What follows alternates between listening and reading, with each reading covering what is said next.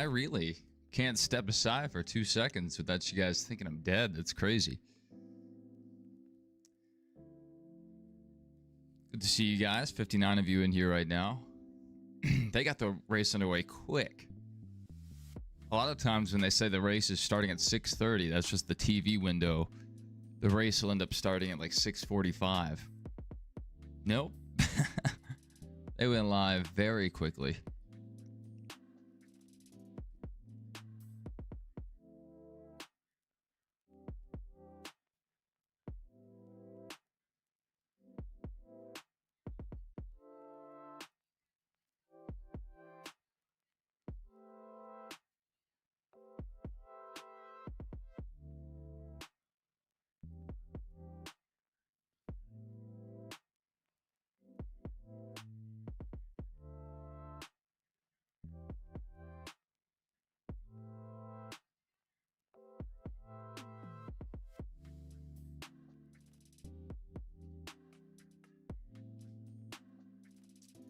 Yeah, how about that? That was a close game between Georgia and Tennessee.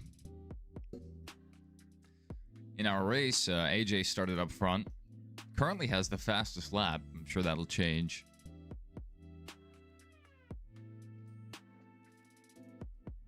So one Chevy, a Toyota behind him, Ty Gibbs.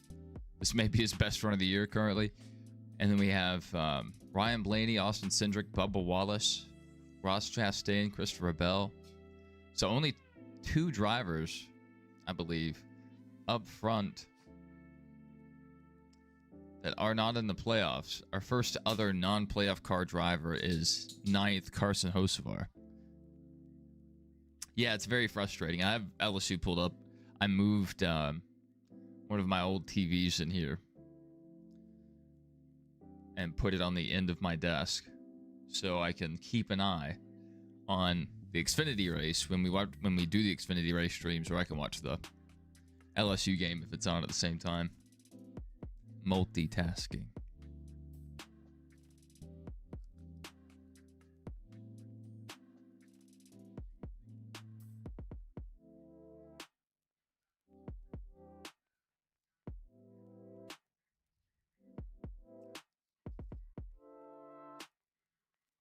Man, Bowman 26 below the cut line.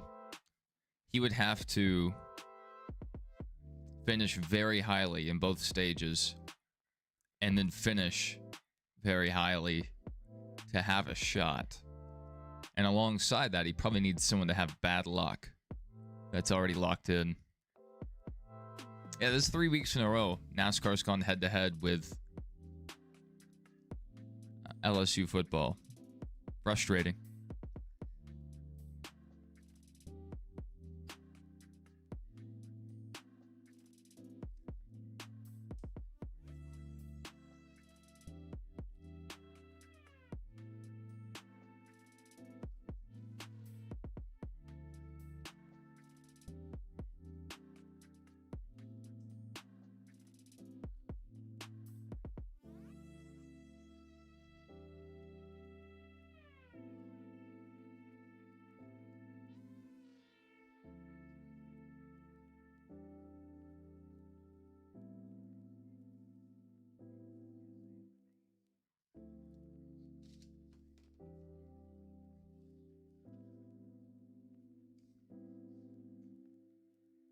We're 22 laps underway. So far, a really quiet race. We should get multi NASCAR and football. You might be able to. On YouTube TV, you might be able to do a custom multi-view nowadays. There is a service that offers that. Maybe that's Fubo.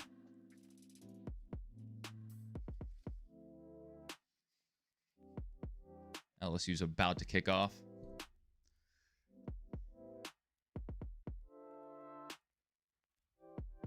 All right, Blaney up to P2. Ty Gibbs into first. Watching on YouTube TV? Yeah. USA is not an option. That's stupid.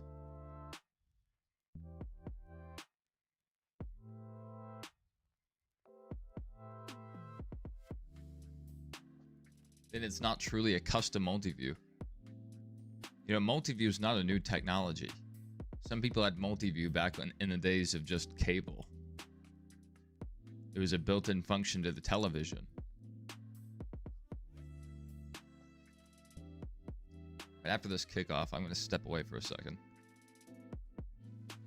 The backyard. I won the backyard bowl every year in my backyard. I actually played in the front yard more than we did the back. AJ's cooked. Yeah, he is falling off a cliff.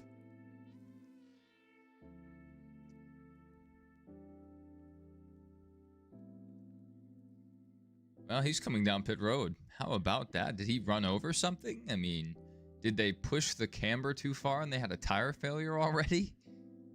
What's going on there? Yeah, it looks like right now if you get out of the PJ1, you're dead. These guys can't compete at all. I'll be right back, guys.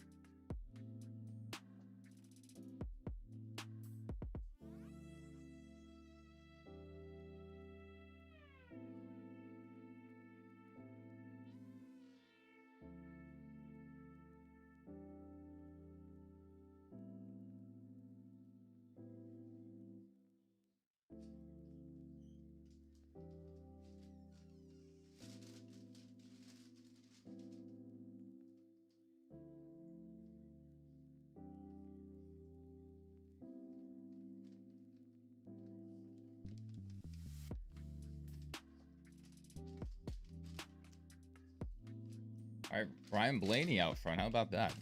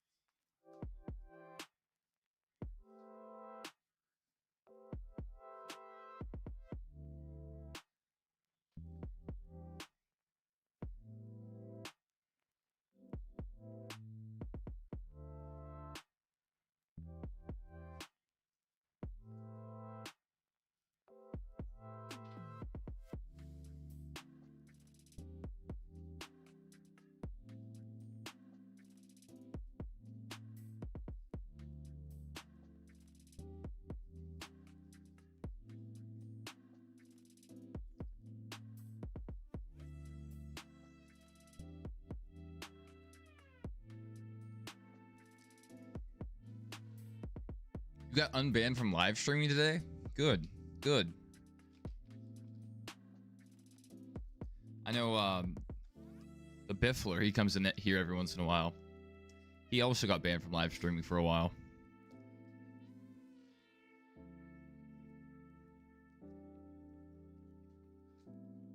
Dinger's not cooking. Already coming down for pit stops. That's interesting. These are the slowest lap times we've seen all weekend. You got banned 90 days ago. Both the truck race and the Xfinity race were racing sub 17-second laps. These cup laps I guess there is some tire fall off. They're running 18.8s. Maybe it was a temperature deal. Yeah, these tires are corded. They're showing the tires on screen right now, and the tires are absolutely corded. Interesting. Interesting.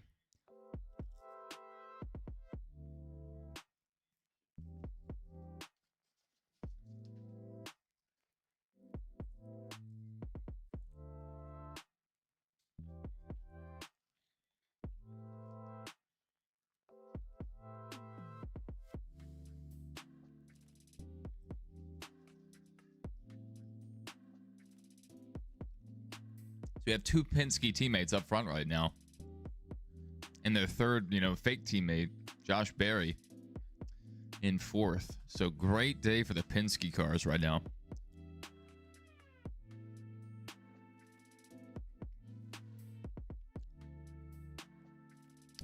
All right, SVG's down, running the Wendy's car.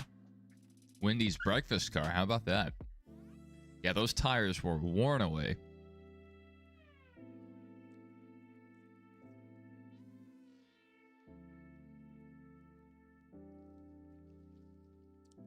That is severely disappointing.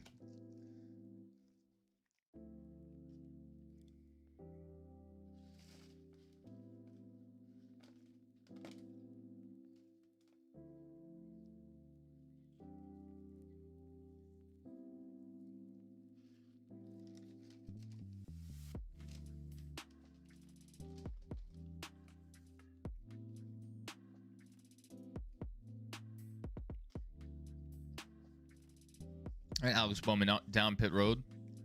They need more silver cars. Silver race cars look so good.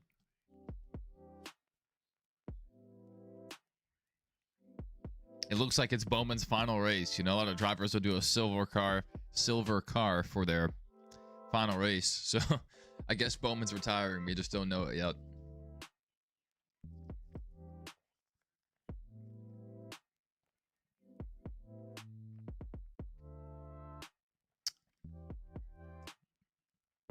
The great man, you're running a Bristol race while the actual Bristol race is going on. That's wild. Cindric out front currently. He's running 18.3s, pretty much 18.4s.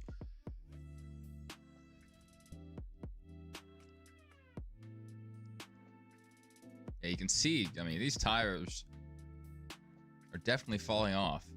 There wasn't much fall off in practice, so I wasn't very optimistic about our chances today. But these tires seem to be falling off a ton.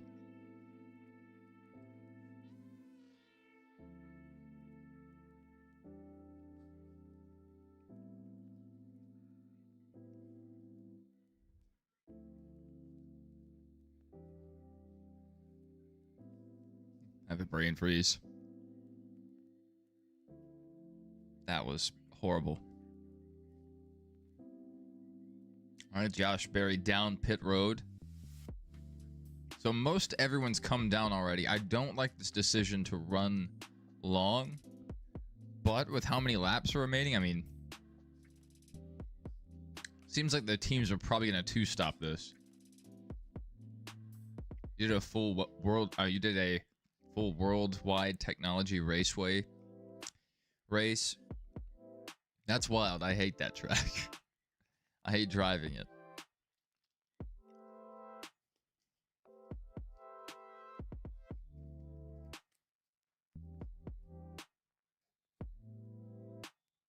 This thing is greasy. All right, Austin Cindric down.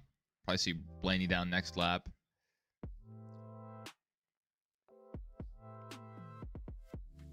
Larson's 4 seconds back. Has Larson pit yet?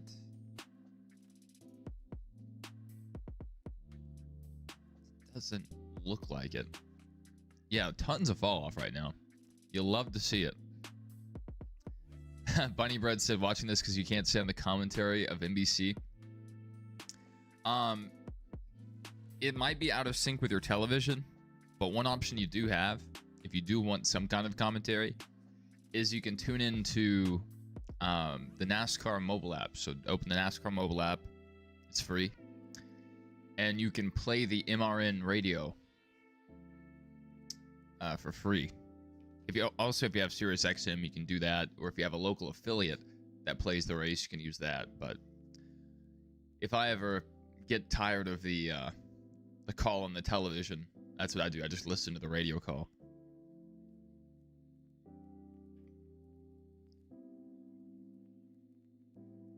Nice. LSU forced a fourth down. That's good stuff. Blaney's still out. I just think this is a terrible decision. They must be trying to one-stop this. He's getting run over right now. Do I have Peacock? I do have Peacock. Yes, anytime, Bunny Bread.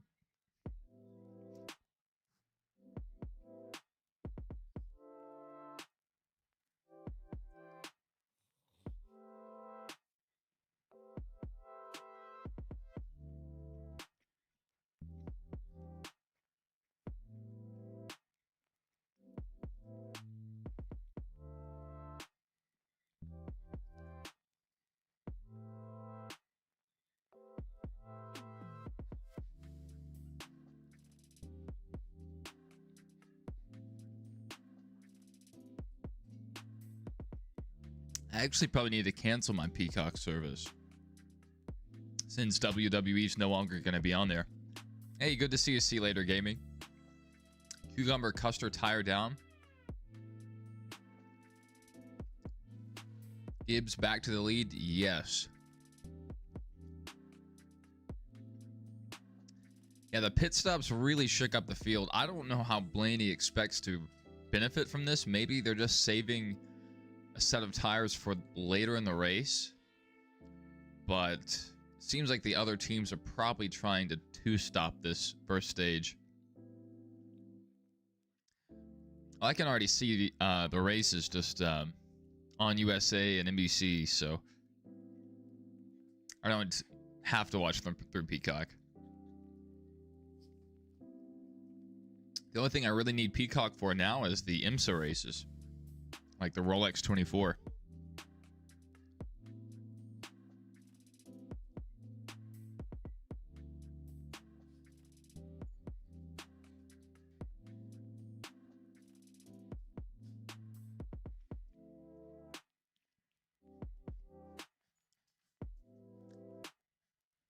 Allmendinger back up to fourth. Stopping early, he was able to make up some positions that he was losing quite rapidly. But his tires are going to wear earlier than everyone else's. He pit way ahead of everyone else. Welcome, Doodlebug. Good to see you.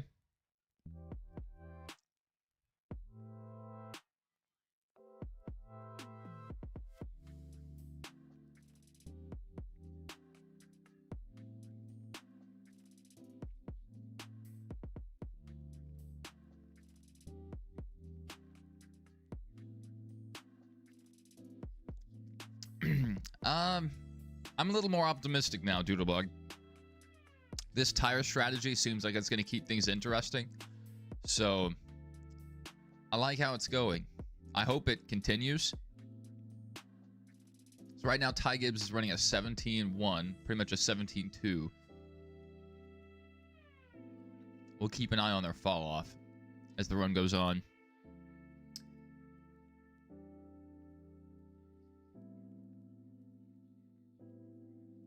So Toyota out front, Chevy behind them, and then Ford rounds out our top three. So all three manufacturers are represented up front right now. We'll see how that Blaney strategy plays out, too. Seems like they're trying to one-stop this stage.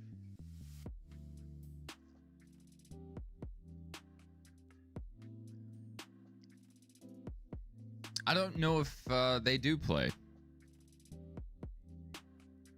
Hopefully in Atlanta in December. That would be good.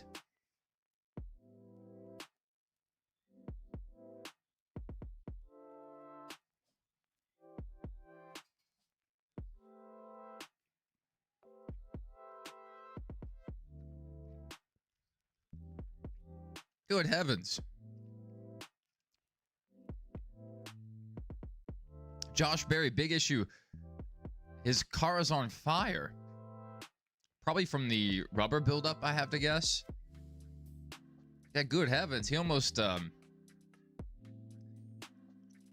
LePaged the field there. Someone get a fire extinguisher. What are we doing? He better get out of that car. Smoke inhalation is no joke. And that's like, especially smoke from a... Oh, yeah, Barry's out of the car. Thank goodness. Get that man some oxygen. Come on. I want to see someone do their job here.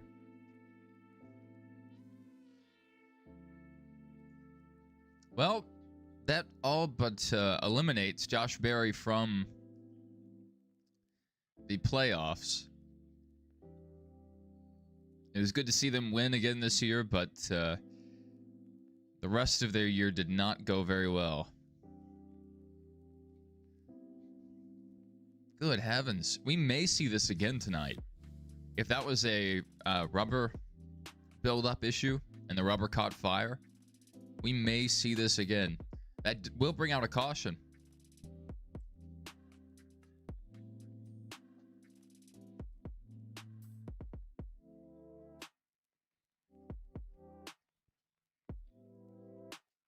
All right.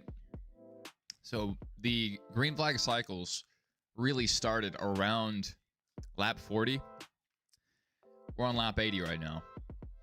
So do you try to stay out? Or do you come in here and get fresh tires for the run to the finish?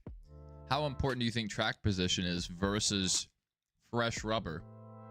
And then another thing you have to consider is, well, you know, as this race goes on, are we going to see, you know, more rubber laid down on the track? And maybe that'll reduce tire wear. Maybe we'll see less of these guys having issues with the tires.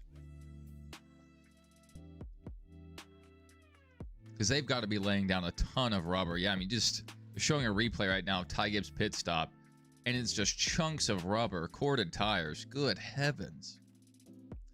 Yep, they brought a soft one. After last year's absolute snoozer of a night race. Oh my goodness, at the rubber up top. That's so much rubber. I don't know if they can clean that up. They may need to get the little cleaning truck out there. The Great Man said he's going to do a die-cast race at Bristol. How about that?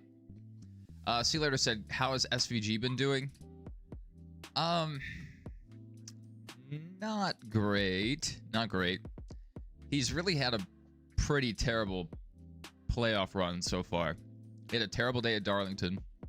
It wasn't any better outside of stage 1 at Gateway.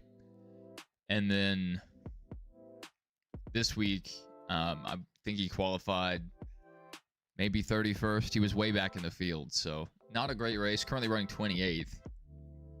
When was Bristol last repaved? It's been a long time.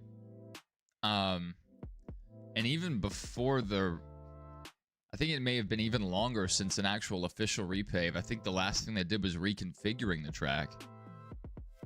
I would have to look into that. But these concrete tracks last a while. Bristol needs to go back to asphalt. I firmly believe that.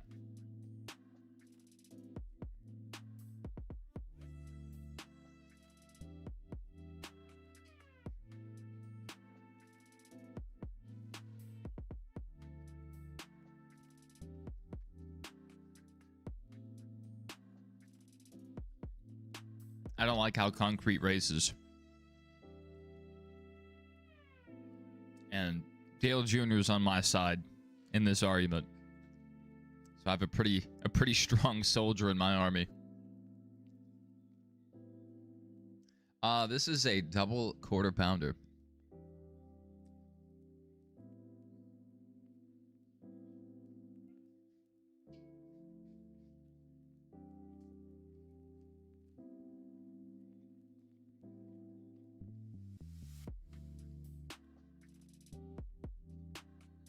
on.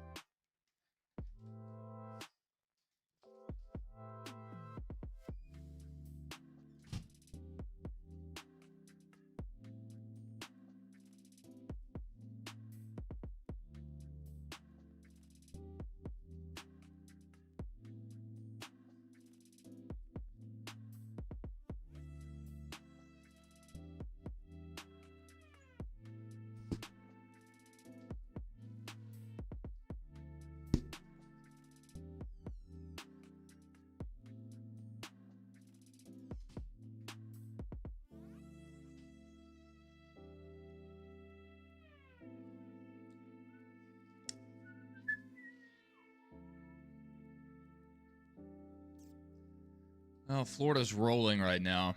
This is not good so far. All right.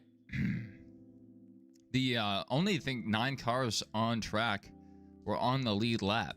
So pretty much a free pit stop for those guys.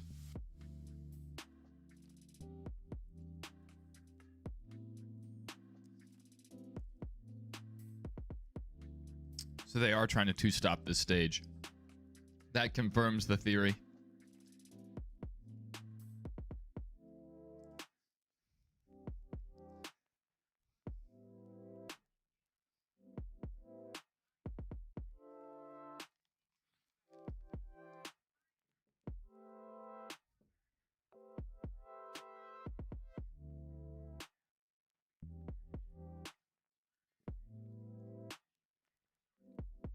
Denny Hamlin fans only have Chick-fil-A once. You're missing out. I'm about to get another brain freeze. It feels good.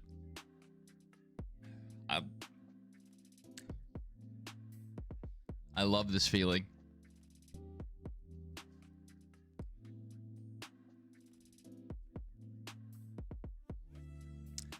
Bristol used to be asphalt. And I mean, we're getting into pedantics here, Wayne. No, Wayne, door guy. We're getting into pedantics. I think we all understood what was meant by that.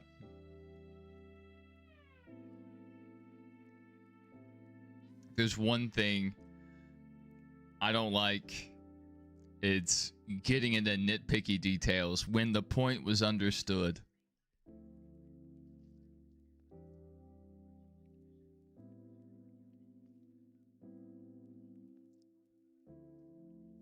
So both my programs are under commercial right now. The Cup race and the LSU game. How about that? I've never been to Wingstop. I don't think I've had anything from Wingstop. So I am not your guy there.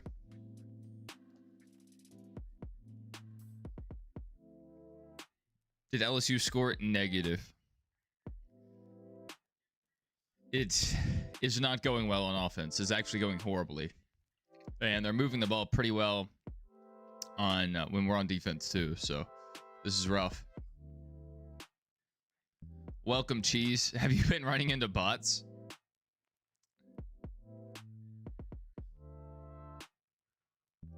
I'm missing out. Maybe.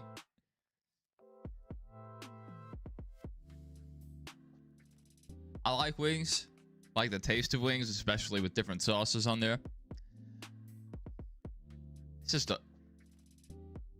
just can be difficult to eat the boned wings. I mean, it's not difficult. There's just some effort there. I just like throwing food down, you know. If I get food in a smoothie, I'd probably just do that. Yeah. I don't think Cane's is bad, but it's not as good as people claim it is. Every time I've had Cane's, I've been very disappointed. Just because, you know, for years I heard so much good stuff about it. I thought it was going to be the greatest thing of all time. And it was just okay. So, I mean, it's never been bad. But it hasn't been like, oh, wow, Cane's, this is crazy. I need to go out of my way to eat here. But that may just be the ones I've tried, you know. Cane's can vary, I've heard this, from restaurant to restaurant. So perhaps I need to go back to Baton Rouge and try it out there. You wish their toast was more toasted? Agreed.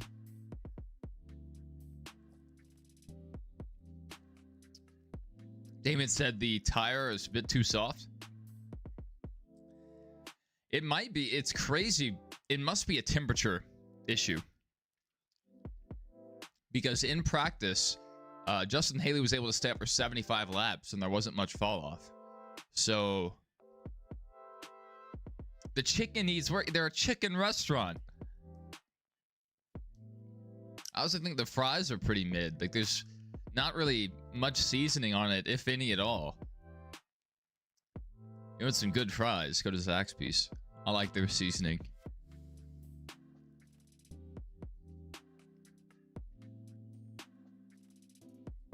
Busher 42 under. That's rough. Bowman's only in 20th. He needs to make a run to this top 10. If he wants any shot at getting in the playoffs, he needs stage points here. Cody Ware made your diecast playoffs. How about that?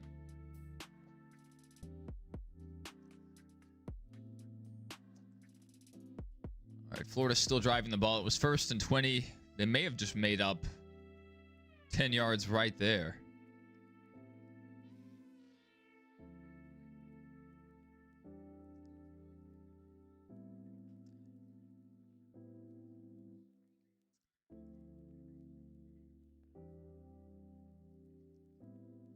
Yeah, Bowman. Did Bowman make your diecast playoffs? It was really sad. None of the RFK cars made the playoffs this year. Except, I guess, in your playoffs. So right now, Briscoe in 13th scored 1 lap down. This is crazy.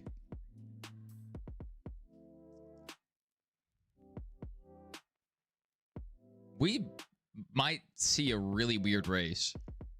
You know, guys going multiple laps down, even though they didn't really do anything poorly.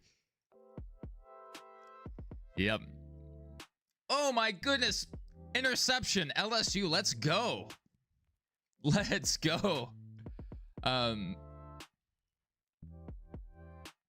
Most of the donate to make Watermark go away streams have been taken down by NASCAR. Good. Good.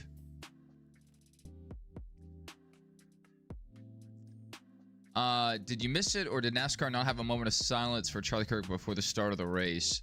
I don't know if they did tonight, but at least for, I believe, Thursday, which was, you know, the closest date to when that happened, they did have a moment of remembrance for Charlie Kirk, a few, I think, track personnel or racing people that died, and the 9/11 victims.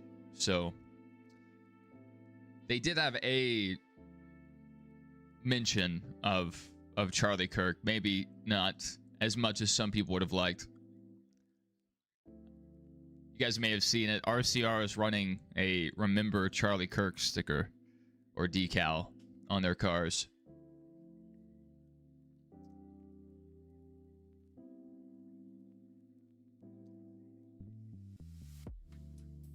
All right, 2nd and 10, LSU. They have to put points on the board here. Crazy. Only 15 yards of production so far. Caleb Banks is a problem. He is a problem. Could we see a Gibbs win tonight? Maybe. Never say never. Probably not. Oh, no. Alex Bowman around to bring out our second caution. Good heavens.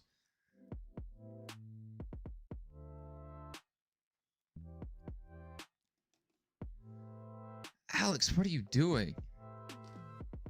What are you doing, Alex?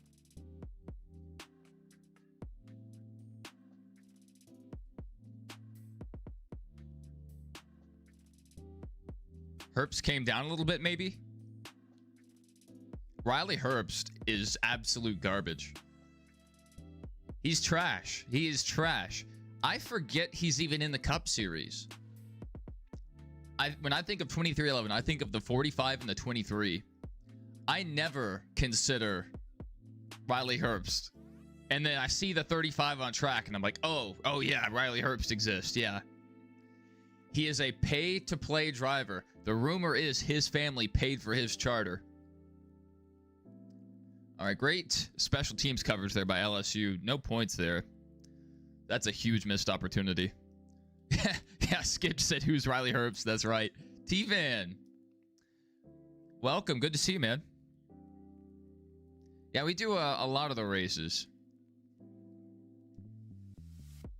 I wish they would stop going head-to-head with LSU football, but yeah, we did the ARCA race Thursday. We did the truck race, the Xfinity race. Now we're doing the Cup race.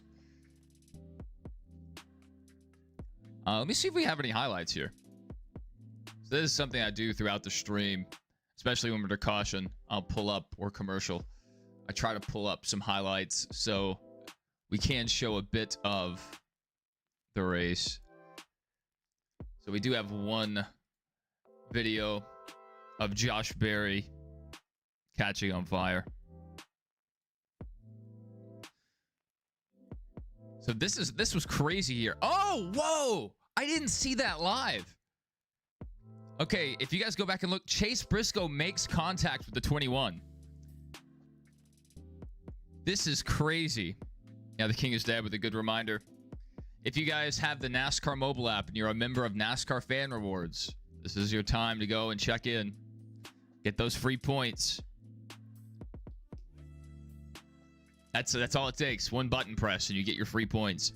Redeem it for merchandise, free race tickets. You can wave the green flag. You can ride in the pace car. You know, there's all kinds of stuff. Free coolers or free sunglasses. Like, they have a bunch of stuff to choose from. Last year, I got a few different things and a Fanatics gift card. A $50 Fanatics gift card.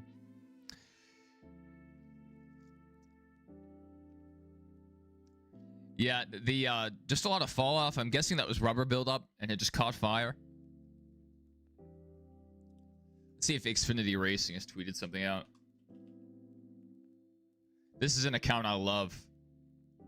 Yeah, I mean, they're on it. They have their own replays. That car, there was a ton of smoke coming out of this car.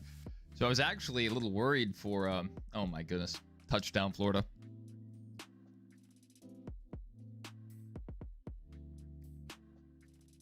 This is not going well. I mean, this is going downright. Oh, flag on the play. This is coming back. Holding, it's coming back. That's hilarious. Rubber isn't laying down. It's chunking. This is a bad sign. This is a very bad sign. Could be a good thing, though. One thing I was thinking is that perhaps if the tire wear, if they actually start laying down rubber, the tire wear will go down. That'll decrease the interestingness of this race. But if it's not able to lay down and it's just chunking, they may not be able to run that high groove ever. I don't know. It'll take a lot to get that groove cleaned up. Unless under caution, they're cleaning this up. Lots of tire issues. That's right. Skitch said they should make a diecast of his car with the burn marks. That was crazy. Him getting into Briscoe. He kind of heated it into that corner. See if anyone has a replay of the Bowman spin. Bowman humiliated. What's that?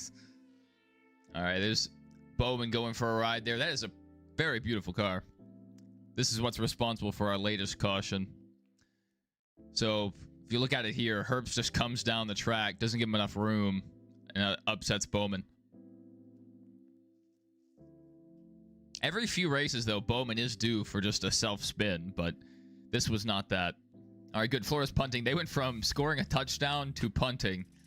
Life comes at you fast.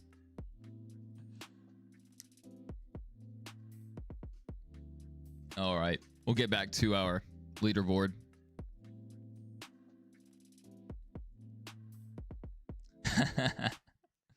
Spinalla Bowman. That's right. You're a man of culture, I see. Oh, man. Dead tie.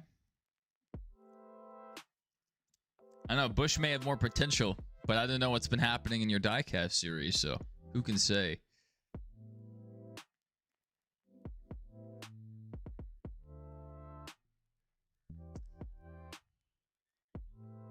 So Ty Gibbs still out front, taking the outside. So the outside's been the preferred groove all weekend. Not even in the Xfinity race were they able to really stay close. It's a good restart. Ty Gibbs is up the track, kind of a half groove. He's able to stay out there. Chris Buescher having a good race today. Buescher up there in 4th, Allmendinger 5th. Allmendinger still has the fastest lap. That may hold. We'll see. T-Van said that's Bowman's best paint scheme of the year. I would have to look through all of them, but you're probably right. I think those silver cars look good. We need more silver cars. Silver cars, metallic cars. I love to see it. Oh, wow. All right, LSU first down. Move the chains. They need this so badly. That holding penalty was huge for LSU. I have one eye on the game, one eye on the race. Getting a headache. Now, Briscoe... No, okay, so SVG probably qualified maybe around 28th. I think Briscoe qualified 31st. I don't know what happened to him in qualifying. I didn't tune into the qualifying session. But I figured Briscoe would have a decent day. And, you know, he's...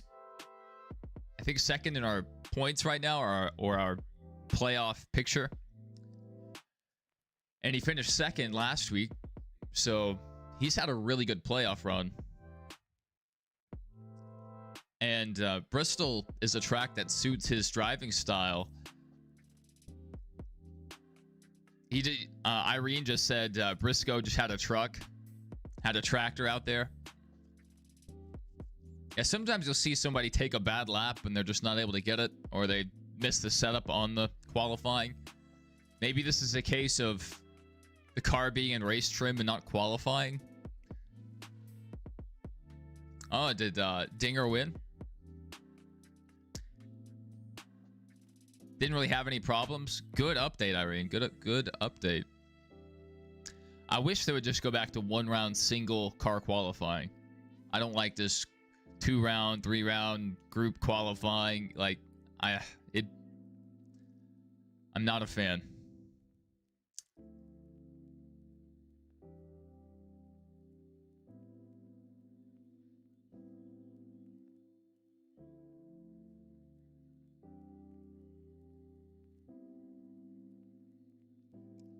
It's really annoying when someone lays down the fastest lap of the qualifying session, but since it's in the first round, that's not their time. So they go back in round 2. Now they've burnt off some of their stuff. They've heated up their equipment, and now they run a slower lap. They don't get the pole, even though they deserved it. That's what we have. That's our system right now. Blaney is coming. They should race the team haulers around Bristol for sure. I don't know if you've ever seen the semi-truck racing, and they have the water tanks to cool their brakes. That is so cool. They actually have a video game where you can race the semi-trucks, and you have to use like one of the buttons to cool your brakes with the water tanks, but you have a limited supply of water, so you can't just go around cooling them constantly. Recess with Riley said, go Noah. Where is Noah running? 15th? That's certainly a good day for him so far. He was so good in the Xfinity series, just for nothing to really happen in Cup so far. Not really much of a good showing, and partially because his team shut down and he got moved to FRM.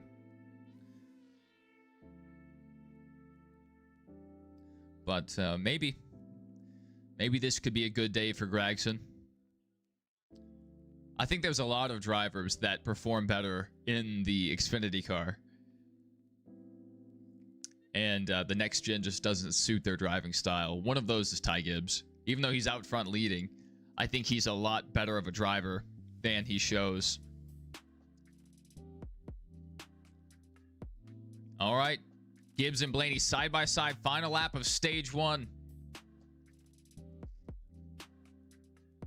Coming around to the line. Oh, I think Blaney got it. Blaney wins stage 1. Wow. Wow. How about that?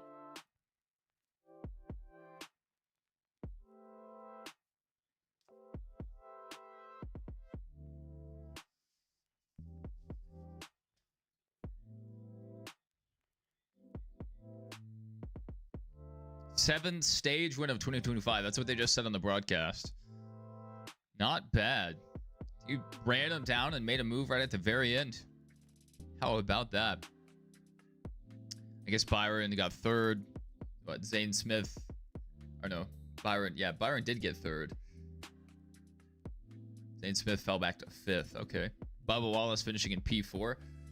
In 6th, we have Chris Buescher. 7th, AJ Allmendinger. 8th, Brad Keselowski. 9th, John Hunter Nemechek. And 10th, Ricky Stenhouse Jr. All receiving points. Denny Hamlin just missing out on points, but he's locked into the next round. Austin Cindric, one of the other Penske cars, in 12th. Chase Briscoe, 13th. And everyone else is one lap down. So currently, Chase Elliott's running 22nd. Not great. Alex Bowman's 27th. Kyle Larson 24th. So there's only one Hendrick car right now up front. So if you're a Hendrick hater, this is a huge day for you. Sharky says you hope the big one happens. It might. With all this tire fall off, you know, one tire failure and it could stack up the field. Especially if it's if they have a bunch of restarts.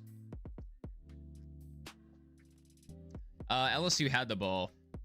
It was 3rd down. They got a penalty. I'm not. They maybe went to commercial after that. I wasn't paying attention. I'm trying to take notes right now. We will be live for a post-race show after this.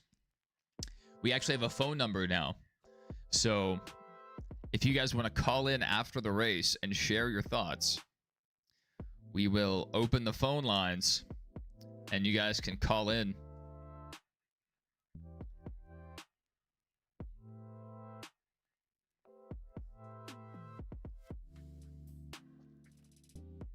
We also have Discord. So if you have Discord, you can call in through that, or you can call in through the phone lines. And that stream will start right after this one ends. So I need to finish taking my notes so I can put this pad down.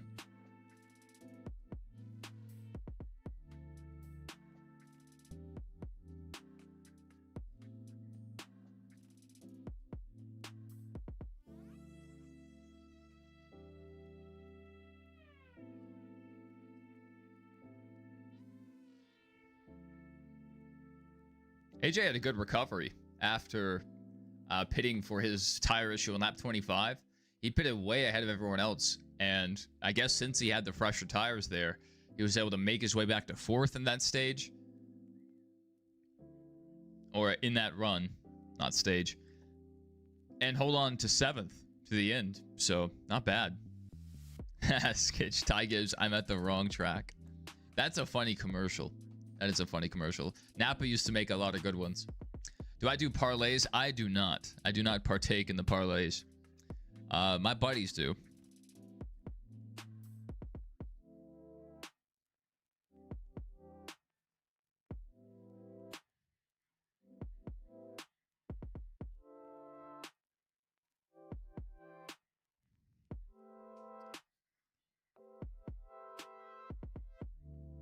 All right, lap 80 was our first caution.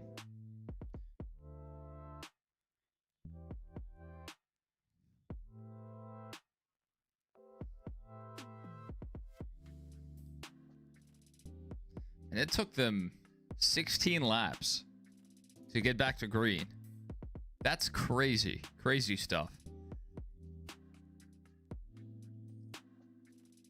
And then lap 125, our second caution for the stage break.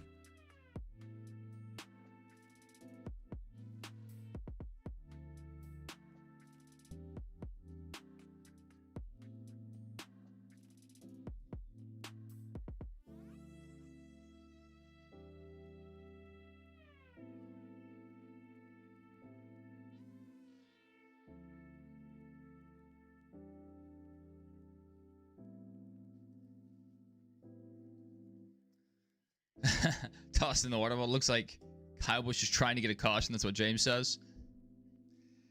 If you ain't cheating, you ain't trying. That's for sure.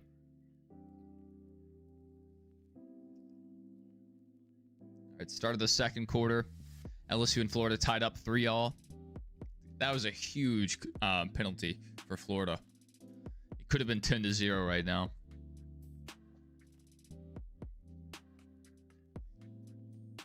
So LSU was very fortunate there.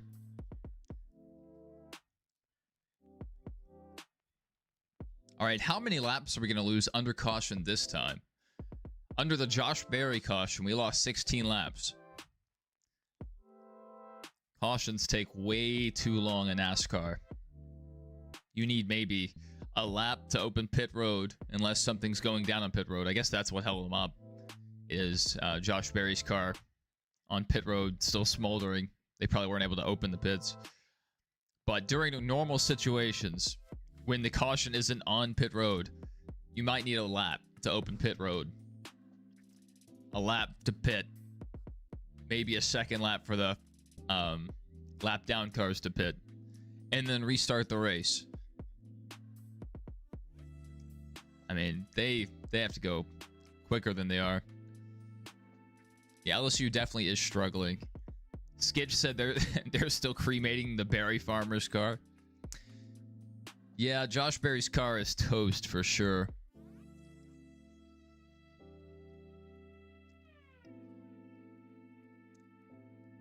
I think it was the Darlington race maybe when this happened, but I think it was Tyler Reddick that got right side. No, he got left side damage.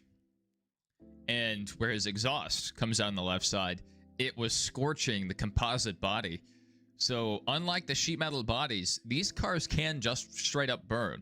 Not just the tires, not just the pipes, the oil line, whatever. The car itself, the body can burn. So when the car catches fire, it's not a great idea to stay in.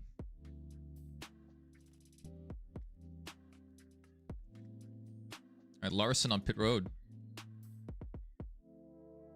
And Larson gets a speeding penalty. I think Larson's pretty much locked into the next round on points. But this is pretty bad for Larson. Gonna go to the tail end of the field here. So not only issues under the hood, also a speeding penalty. How about that? Third down and 1 for LSU. Not able to stop Florida there. Got to the wrong guy. They took out the quarterback, but the running back had the ball.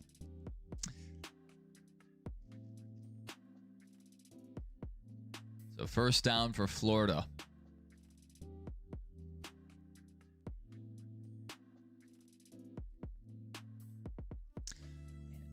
Florida just looks like they're controlling the trenches in that game. So right now, they're scoring Ty Gibbs first, Zane Smith second, John Hunter Nemechek third, Bubba Wallace fourth, fifth William Byron, sixth Chris Buescher, seventh AJ Allmendinger, eighth our stage winner Ryan Blaney, ninth Brad Keselowski, and 10th Ricky Stenhouse Jr. Alex Bowman's actually the first car not a lap down. So Alex Bowman, move him back to the lead lap. We have 17 cars in the lead lap. Good recovery for Bowman. He didn't get stage points, and that's really big. I mean, he really needed to get stage points. So unless someone in the top 12 has an issue, Bowman's probably out.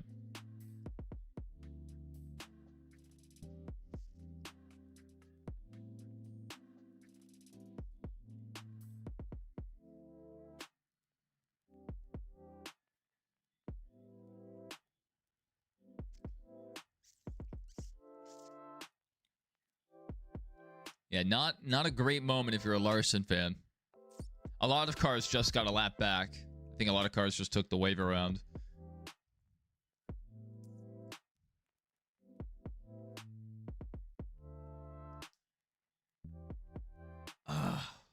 Great hit. LSU forced fourth down. That is fantastic. Such a good defense this year. Just apparently not a lot of strength up front. So Wallace to the lead. Move that 23. Is that Robin Hood car? I'm not sure what company this is. I think this is maybe Robin Hood. They're sponsoring two of the 2311 cars this weekend. I think they're sponsoring the 35 and the 23.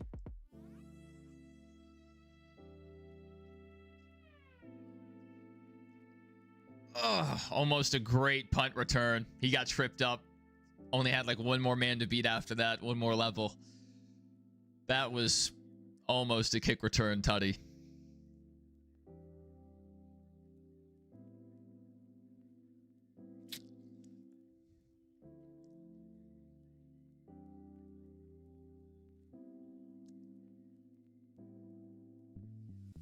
Only one playoff car in the top 6. That's Wallace. That is wild. What a weird race this has been so far. I'm all for it. It's better than last year's race already. I was at last year's race, and it was not... Like, it was still Bristol, and it was still impressive just to be there and see all the cars, but it was really an uneventful race. Not much happened. How are 300 people watching? Sometimes the YouTube algorithm giveth, sometimes the YouTube algorithm taketh.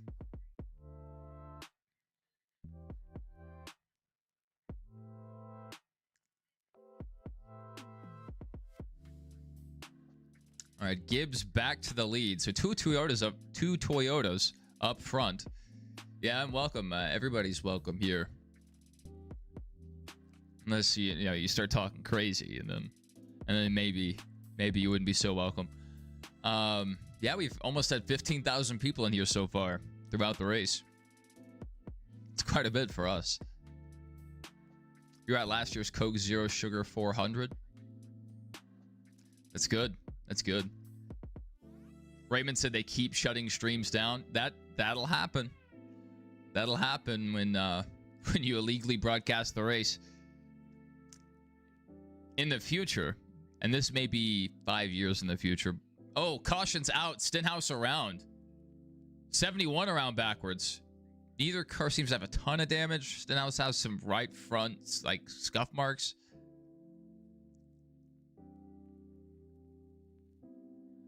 So I don't think we'll ever see them near each other during the race unless Wallace is lapping Riley Herbst. But they're running inverse schemes. They're running for the same sponsor, but Herbst has the black scheme, Wallace has the yellow scheme.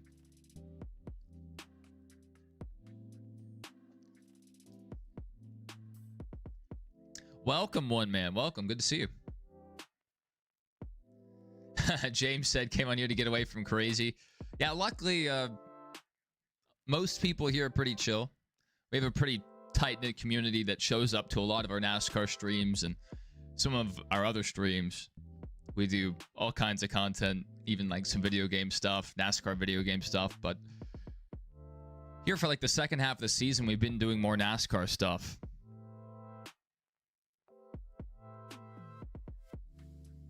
And as a reminder, after this race, we will be going live with our post-race show. And we do have a phone number now, so if you guys want to call in and share your thoughts, like a radio talk show kind of setup, you know, give you guys a minute or two to share your thoughts, you can call in if you are interested.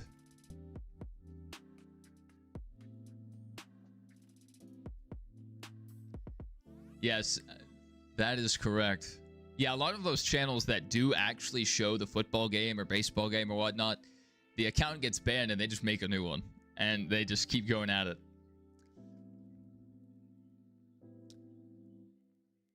But in the future, they may allow you to stream the race or the football game or whatnot on YouTube, because YouTube experimented with that with NFL. They did a watch along with Speed and another guy for the I think the season opener this year. So maybe in the future we'll have some watch alongs that won't get you banned. Thank you, one man. Thank you. LSU has the ball back, 3rd and 5 on their own. Looks like 28 maybe.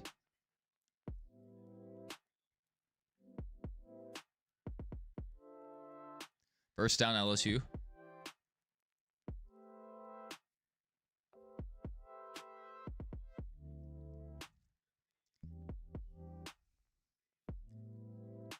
So right now, Byron is on his, they're explaining this in the broadcast. Byron is on his qualifying set of tires. So that's one reason he's falling back right now. Probably good strategy to get that out of the way now while a lot of cars are a lap down. Yeah, definitely a huge first down. LSU needs some momentum here.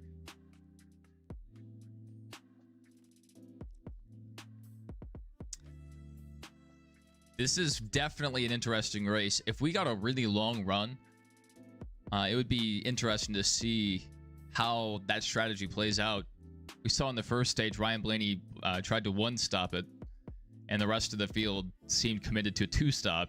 So Blaney might have an extra set to play with.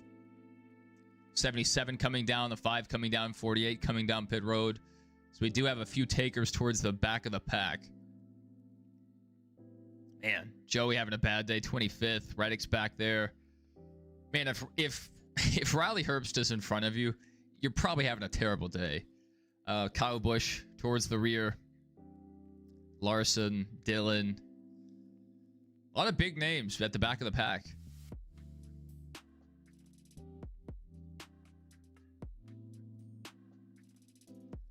Yeah, Stenhouse and Michael McDowell involved in that last caution. LSU another first down. Great pass over the middle to Aaron Anderson. Man, that is a pretty 48 car. One man said Hamlin's been super tight. If they fix it, he's gone. Let me just show you guys a preview. So when we do our live show, this is the screen we go with. So I haven't updated everything yet from last week, but I still have the title somewhat from last week, but it looks like I have the script. You know, Hamlin wins the Bristol night race. Haha. Maybe. We'll see. I'll update that before we go live later. Yeah, I've seen Hamlin a few times get up the track. You know, he wants to run that bottom groove, and if he can't get a wide entry, he seems to wash up the track quite a bit. So that seems to indicate he's fighting a tight condition. But Hamlin has, I think, the second best average finish here at Next Gen Bristol. Kyle Larson is first on that average finish list. One man said he's been your driver since 09. That's near the beginning. That is near the beginning of Hamlin's career. Hamlin had one of the most impressive rookie years of all time. He was on fire. I'm not a Hamlin guy, but I understand why people are.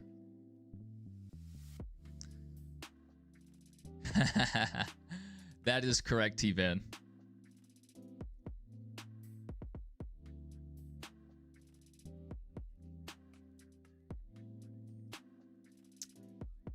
If you go back and watch my videos from 13 years ago, there was an accent. There was an accent for sure. And it was terrible. Jason Switzer said, hello everyone and good evening. I was flipping through YouTube and found this channel. It's very nice. Watching from Fortville, Indiana. Your fiance and yourself went to the Bristol race in April. Not bad, Jason. Not bad. I used to attend the spring race when it was covered in dirt, but I usually go to the night race. But this year, since LSU's playing a big, in-conference opponent, I definitely wasn't going to miss the game. Thank you, Jason. Thank you so much. Always good to have you guys. I actually received several messages from a recruiter in Indiana trying to get me to come out and work in Indiana. I forget the name of the town.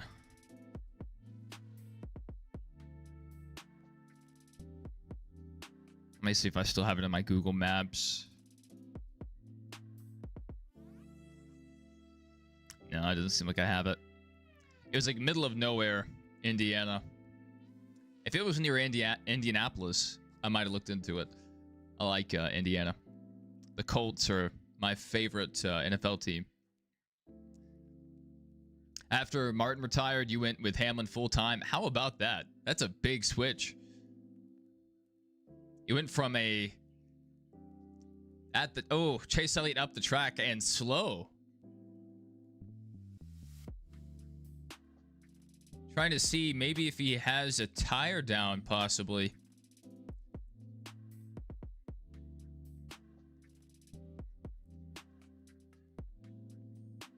They may just have to bring it down and bite the bullet.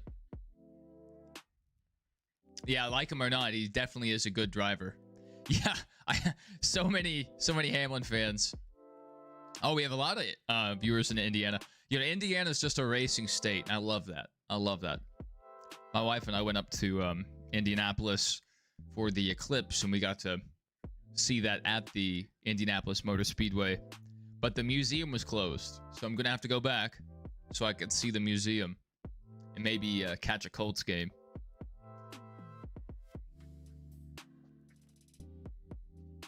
You've worked at Amazon for 4 years and 4 months. Thank you for your service, sir.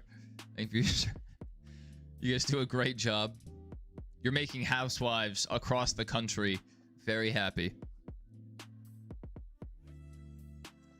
Arkansas has nothing in it. I know. I lived there for a while.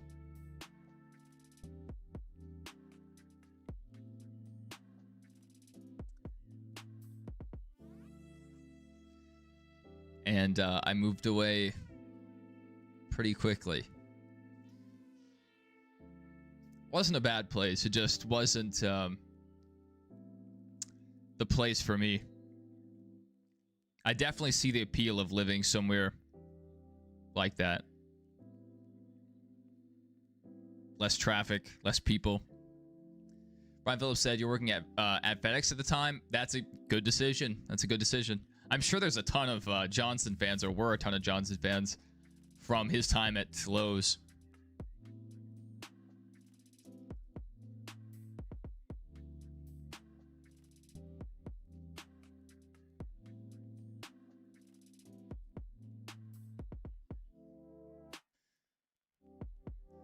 Notre Dame is up. Yeah, I need to keep an eye on the score ticker at the bottom of the screen.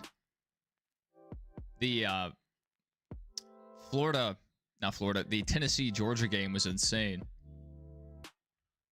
Hocevar up to 4th. How about that? Huge move by Hocevar. Since tires are so important, I wish they would throw on the lap counter for what strategy these guys are on, so we can actually monitor who's running well due to fresher tires and who is, trying to make old tires work. Allmendinger still has the fastest lap. LSU touchdown.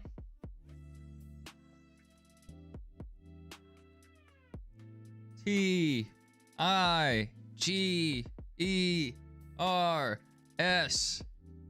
Tigers. Hocevar already up to second place. He's moving. You've been a Colts fan since '86, so they had already made the move to Indianapolis then. Yeah, a lot of people in Baltimore are very resentful to the Colts for leaving Baltimore.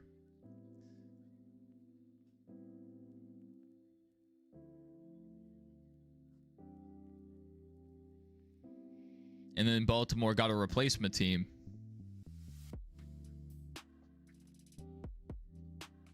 All right, he tacks on the extra point. So LSU's taking a 10-3 lead. Amazon also sponsors Chase Elliott. That's right. That is a good-looking car. But since it is that shade of blue and white, it reminds me of Denny Hamlin's Progressive car. A lot.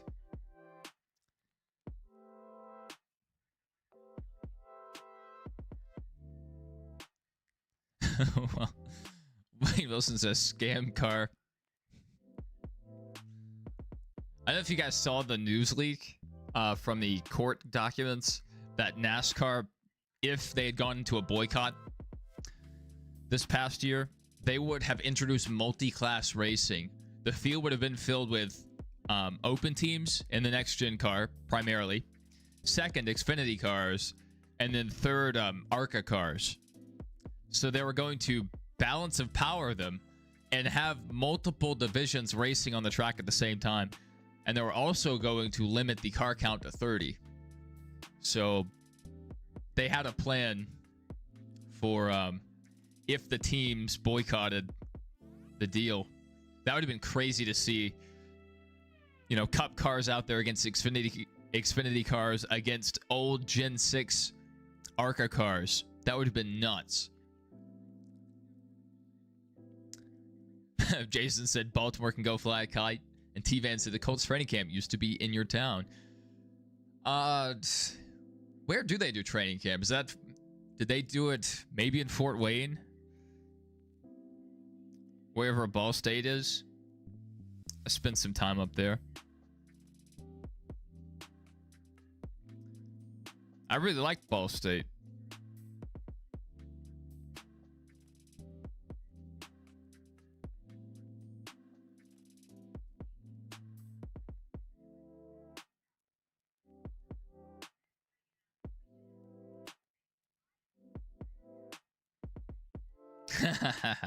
Yes, Gunter, I am ahead. Hey, that's the power of antenna. If you guys aren't watching on antenna, you're missing out. You can be ahead of the curve. Did I see the comeback from the Bills? That was hard to believe. That was a pretty amazing comeback. One of the better ones I've seen.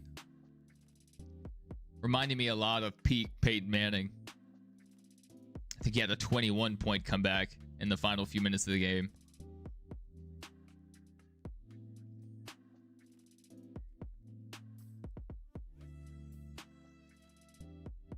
I wish I could remember what town that guy was wanting me to come work in Indiana.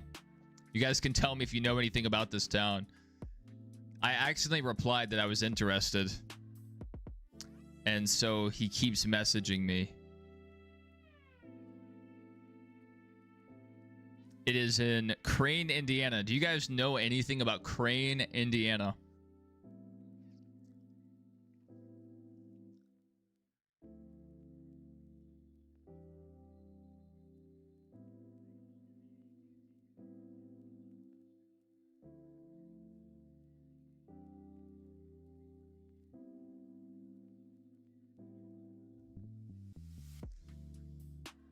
Our runners side by side. Ty Gibbs still out front, so great race so far from Ty Gibbs. You met the 2006 Colts. That is very cool. That's huge. One of my buddies, he was I guess he is a Marine, but he was active duty in the Marines, and he was over in, I can't remember if it was Iraq or Afghanistan, but he was overseas. And sometimes if you're on a bigger base or forward operating base, the USO will send out celebrities. Sometimes like Gary Sinise, sometimes a music act, sometimes WWE would show up, and then or a lot of times they'd have sports personalities. Peyton Manning would do this every once in a while. He went out on mission, and they were supposed to be out for 3 days. They ended up taking contact. They were out for 5 days. When they got back, they found out they missed Peyton Manning by 1 day. They could have met Peyton Manning, and this dude was a huge Colts fan and ended up missing seeing Peyton Manning. That's how it goes.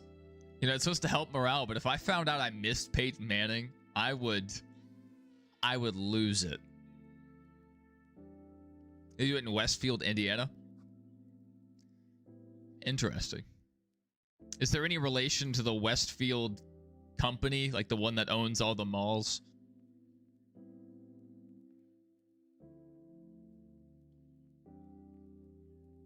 Westfield owns or partially owns the mall that's under the World Trade Center.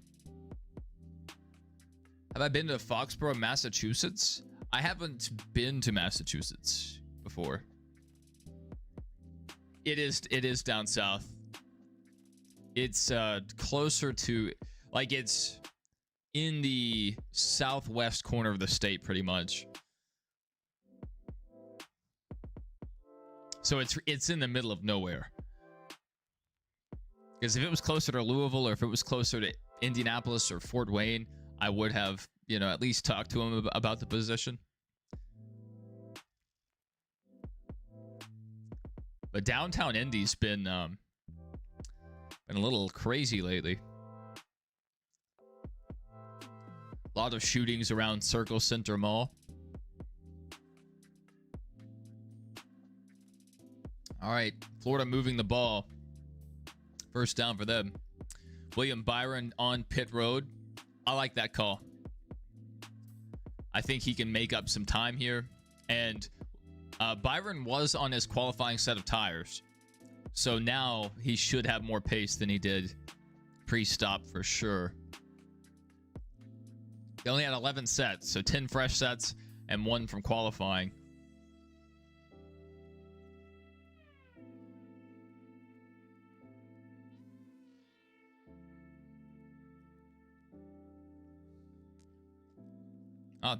Whew, the 38 all over the back of Ryan Preece.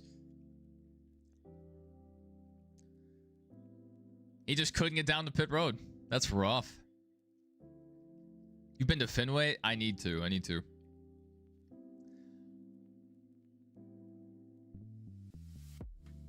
I really, when I'm traveling, when I have time off, I like to make my way up to New York City. I like New York quite a bit.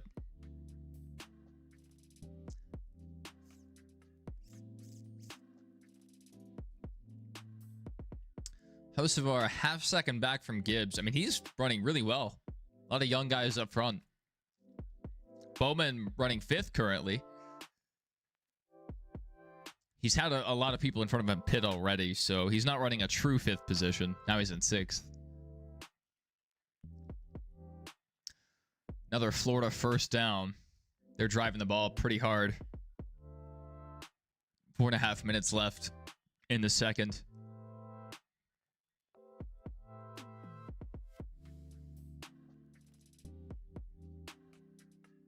How many cars are on the lead lap? Just 11. 11 cars on the lead lap. Chase Briscoe is still holding on. Looks like he's probably going to stay on the lead lap unless his lap times fall off.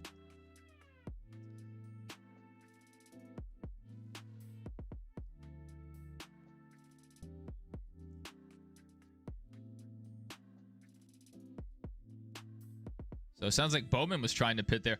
Guys are having a lot of problems. Do I have a LSU winter hat? Like a, what some people may call a toboggan, or like a knit cap.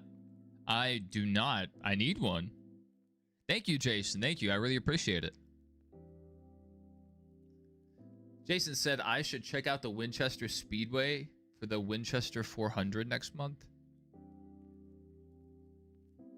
Winchester Speedway. Winchester, Indiana.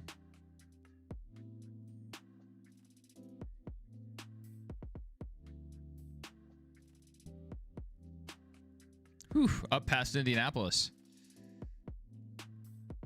It's during football season. It may knock me out of action. I think LSU only has like one more out of conference game that I really wouldn't mind, you know, not watching.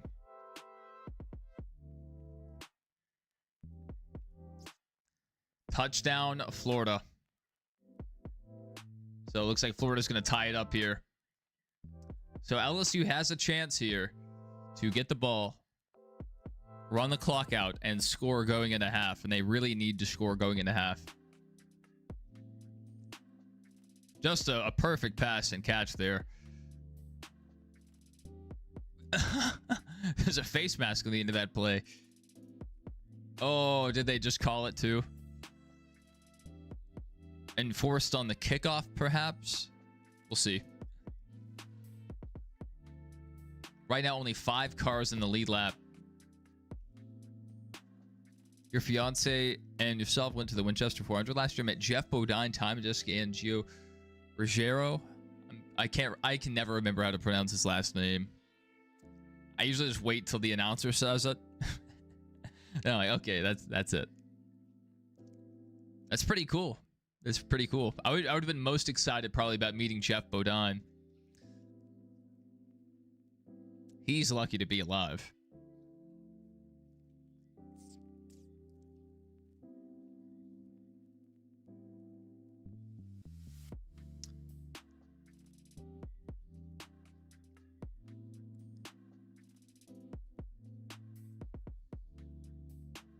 All right, Ty Gibbs coming down pit road here.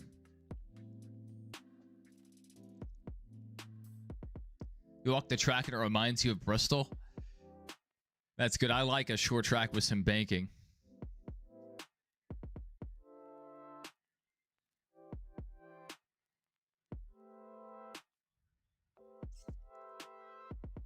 You go for Purdue and the Yankees? No, not the Yankees. I've been to their stadium, or yeah, I guess you call it a stadium. Did the tour and all that. But I'm a Red Sox fan. So, not a huge Yankees guy. I think that goes without saying. They played today, too. Oh, gross. Yankees won 5-3. So, they won, what, two days in a row? That sucks. I mean, a lot of people that went to school at Purdue that work down here. A lot of engineers out of Purdue. All right, Florida kicking off.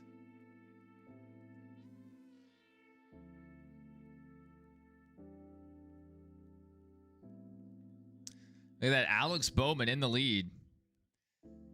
Don't really like this call here to run long. It seems like they've made this mistake both races here in the playoffs.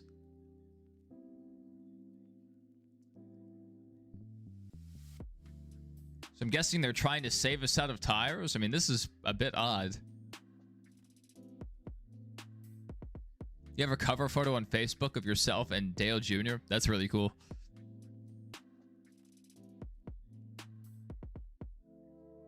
My dad has a habit of just taking a picture of the drivers instead of getting his picture with the driver.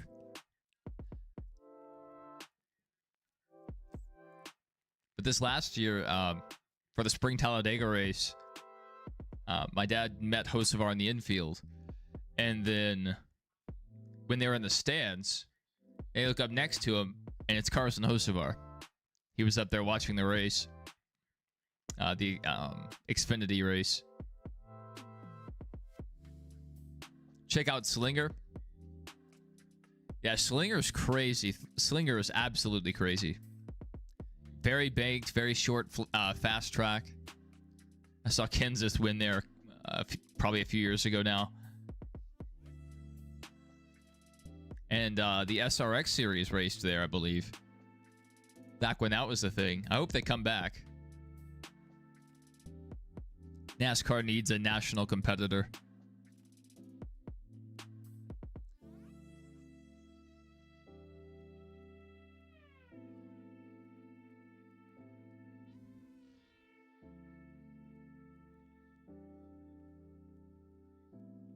All right, Hocevar to the lead. Bowman holding on in second currently. He's got to make these tires last. I mean, he could run some really... Yeah, I mean, it's 17-1. That's not too bad in comparison to some of the guys up there with him. So not a terrible lap time.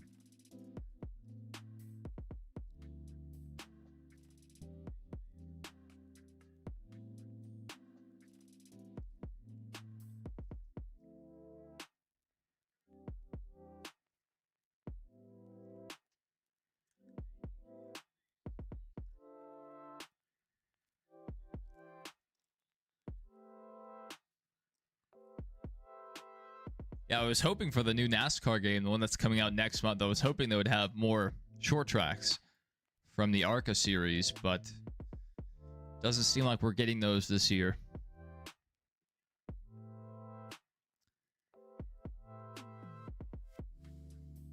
Are we under caution? We are not under caution currently. If we get a tire failure, I believe this is probably the longest run we've seen outside of the initial 80-lap run. So we could get a tire failure with the way the right fronts were cording earlier.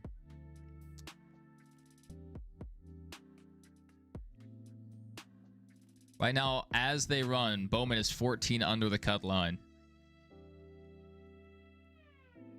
That is as they run.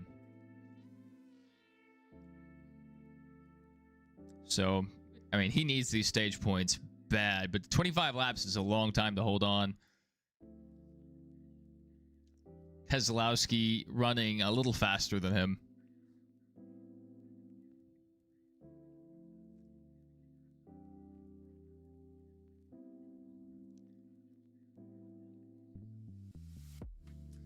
Look, the field is stacked up. Who is responsible for this conveyor belt? This looks like an old-time race around Bristol. Running around the bottom. I love this.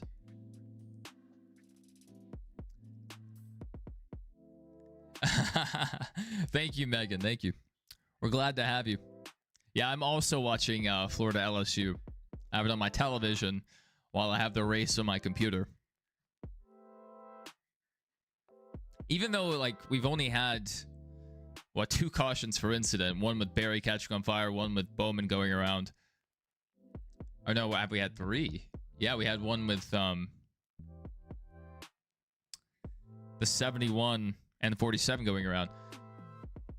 It's been entertaining so far. So far, it's been better than last year's fall race.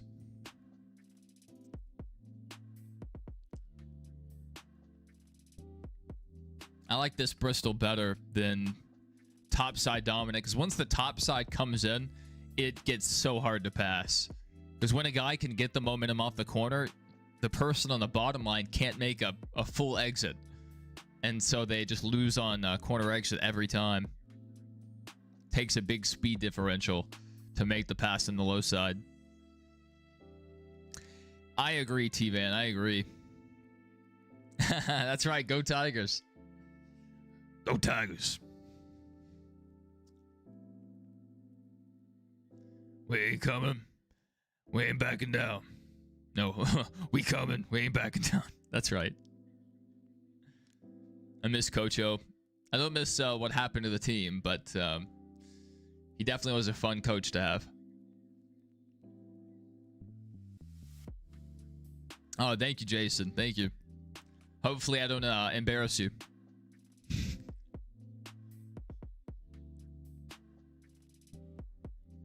This field is stacked up like crazy. This is wild. Way different than last year. Byron's hung out on the high side right now. Not where he wants to be. Whoa, is that Keselowski up the track? Who was that?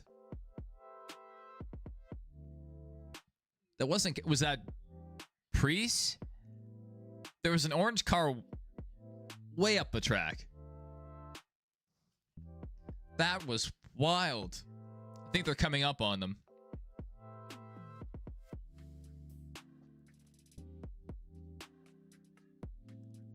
Who is that? Oh, is that SVG? That might have been SVG up the track. Yeah, way up there. Not really sure what he's doing up there. Jared's watching the South Carolina game. South Carolina might be decent. Oh, SVG around. Wow. How about that? How about that? That is the last thing Bowman wanted to see. That's going to stack the field back up.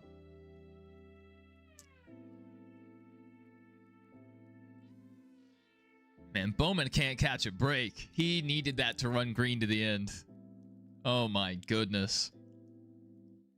See, okay, so that's the replay. They just showed the replay of SVG running up the track. I saw him up there in the corner of the camera shot, and no one mentioned it. Look at all that rubber out from under his car. The tire's just cording right there.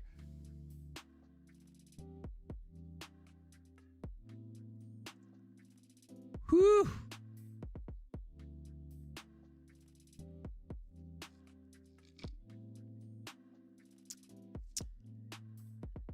Well, welcome to oval racing, son.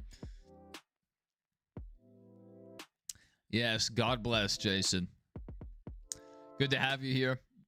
Nice to make your acquaintance. And hopefully we'll catch you in the near future.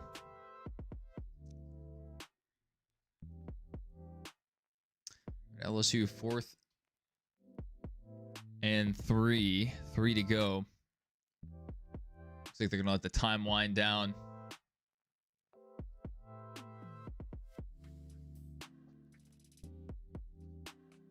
Could pop a field goal here.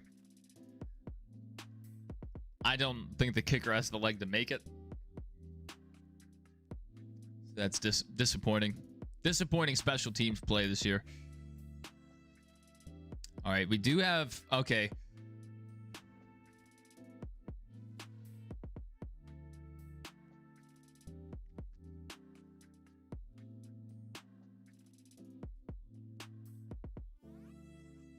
I don't know if I like that call from Bowman.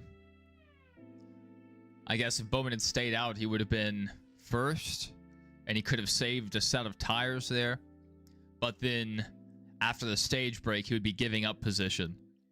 But as of right now, he might lose out on stage points. So, big gamble from Bowman here.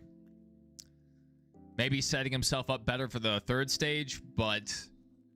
I mean, he was in third. He would have assumed the lead there. I don't know if that was the call. Looks like he did perhaps gain a position on pit road.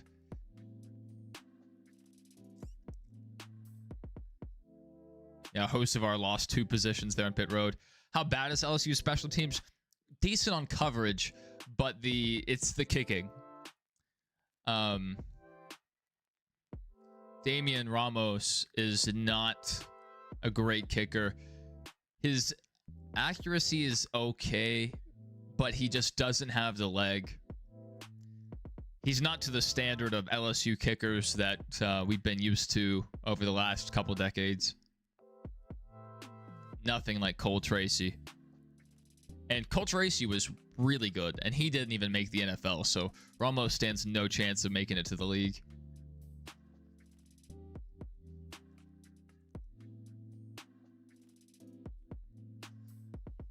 Let's take a look at our leaderboard here.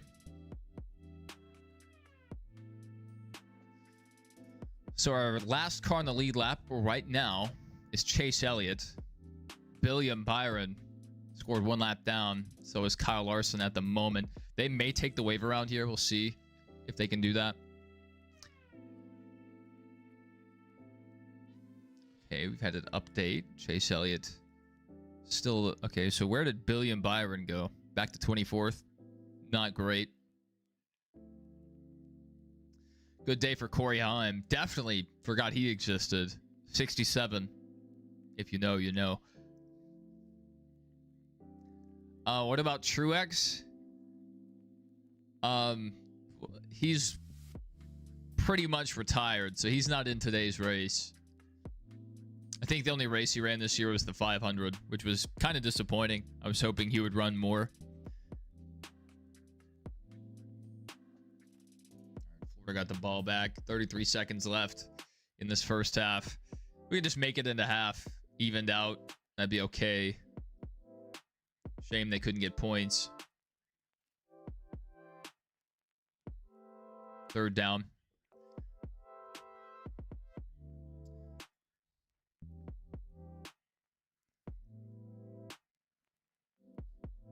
No updates since the start of the race in the Xfinity page. Usually they're very quick to update for highlights.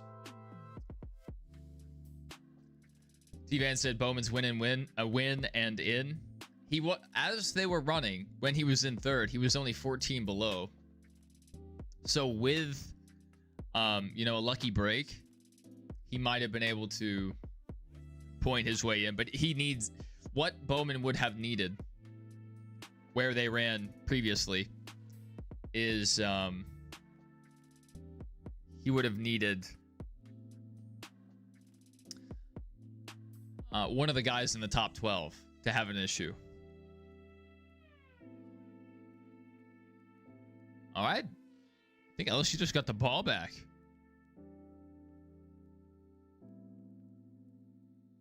Dude, LSU's defense this year, championship level. And the offense, probably unranked level.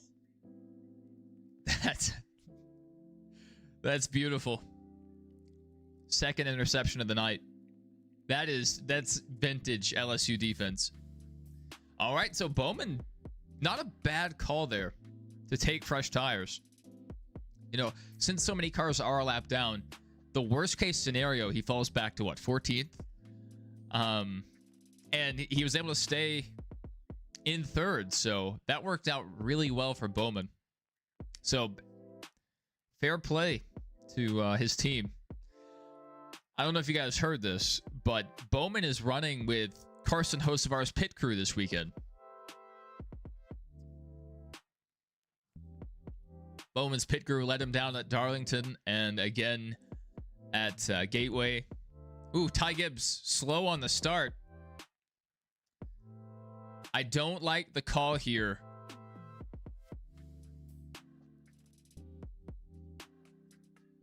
Oh, man. Golly. I mean, worst case scenario, he's probably not going to go down a lap. So, worst case, he can finish his 14th. So, maybe it's a decent call from Stenhouse, especially after spinning earlier in the race. I mean, as of right now, 2 turnovers. That's pretty good. We'll see how they do later in the year. Once again, just like stage 1, Ty Gibbs and Blaney up front. Bowman P3. Man. Bowman's missing out on a stage point here. If he misses by 1 point, this stage will echo in his mind. Giving up that position to Blaney. Keselowski running well. P4. Not bad. Oh, penalty. We have a little scuffle on the sidelines. Gibbs takes stage 2. So they go back to back. How about that? So it was 1-2 last stage, and then this time it's 1-2 for the same guys.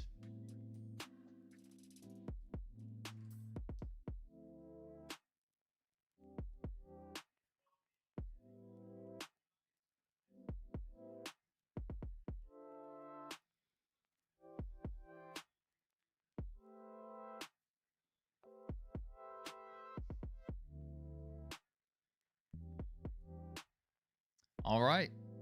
Let's see if we have any highlights. Yes, we do have a replay of the SVG spin. That's what brought us under caution last time. What am I hearing? Oh, there's a commercial on playing some children's tune.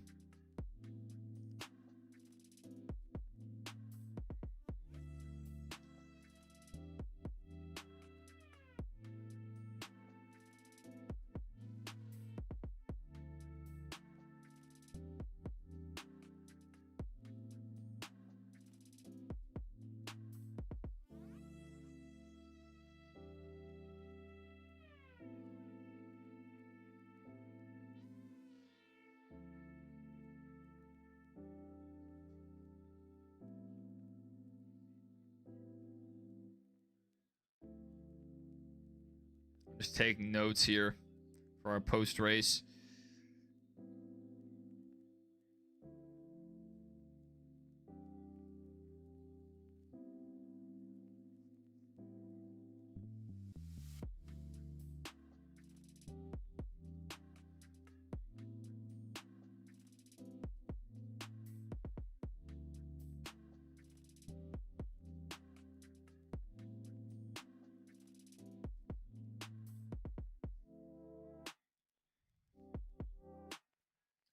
Tiger 6 stage 2.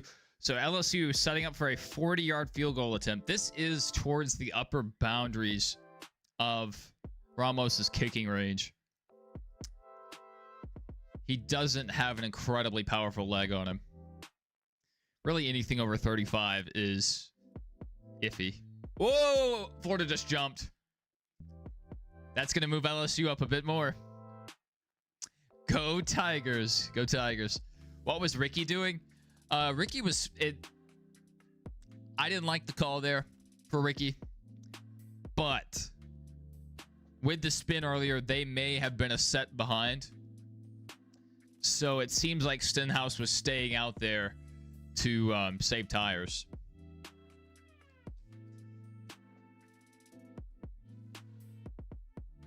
Yeah, Chase having a terrible restart there. That. So from this incident, it seems like Stenhouse might have needed to get fresh rubber here. So he may have been a set down. So it seems like, to me, maybe they were just trying to save a set, get back on even strategy. Not the worst call. There were only... There we go. Kicks good. 13-10 LSU going into half.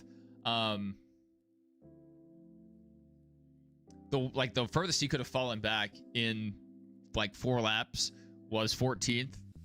So that wasn't a terrible call there. And he did fall to 14th. So I didn't like the strategy at first, but once I thought about it, I was like, okay, maybe it was the right call there.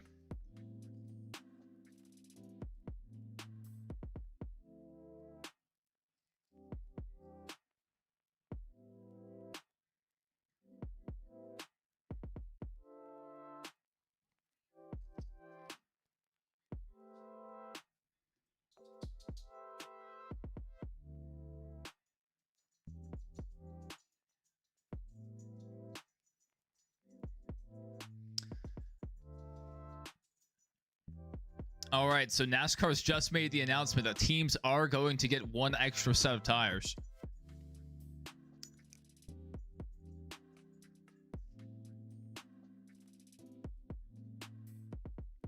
They have one of Goodyear's executives or someone talking on the broadcast. Irene said the way the stage ended, she thinks Blaney has the best car. Blaney did make a good move there on Bowman. It seems like he just needed a little more time. But we're definitely going to see who has the best long-run car, you know, unless we get a rash of cautions, which we could.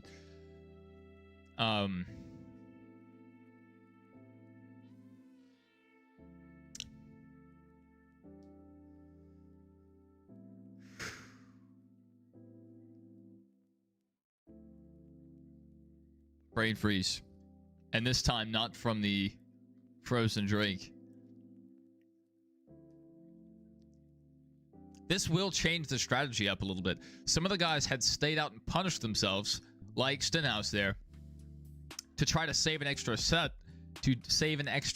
and now NASCAR is giving them all extra sets of tires. Looks like saving tires reduces the incentive to pass on long runs. It definitely could. You know, Bowman was out there on pretty old tires, and his lap times weren't too different. It seems like there was a bit more fall off at the start of the race.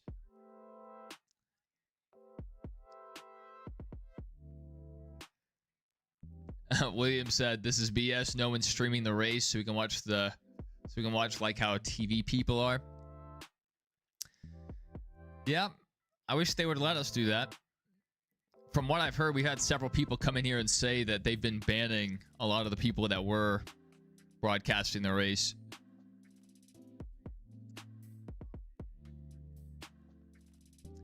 I'm just really irritated that NASCAR keeps putting the races. I mean, it's not their fault it's on here directly. It is somewhat through the contract they signed. But it annoys me that, I guess, the networks keep putting these races on USA and Fox Sports 1, because those are cable channels that cost quite a bit of money to get each month. And they get lower ratings. Last week, they had terrible ratings. Versus if it was on NBC or Fox, network TV that you can get with an antenna.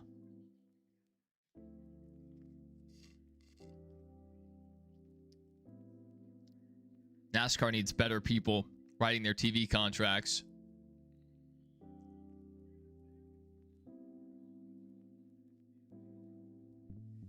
All right, Cindric on pit road. Blaney, Keselowski, Briscoe, Stenhouse, Logano, and Elliott all on pit road. Preece on pit road. Bell and Briscoe, two Gibbs cars, they're taking 2 tires. So big gamble here. Interesting going with 2, especially that they just released an extra set of tires to the teams. Abdu said, "Who do you think is going to win?" Irene just a second ago said she thinks Blaney has the strongest car. And, you know, he's made his way to the front twice now. Ty Gibbs has been up front the whole race so far. But there's a new name up there. I'd like to draw attention to P7, Denny Hamlin. Denny has the second highest average finish at Next Gen Bristol. So keep an eye on Hamlin.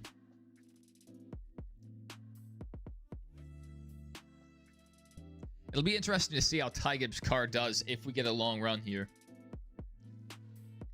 and what strategies the teams go with. Because this, without, you know, barring a bunch of cautions, these will be the longest runs we've had tonight. 250 laps. Well, actually less, because we run so many laps under stage caution, which is stupid. We're probably going to lose like 15 laps under caution here. Yeah, we're already on lap 261. Stage 3 began with lap, I think, 251. So we've already lost 10 laps now under caution. Silly.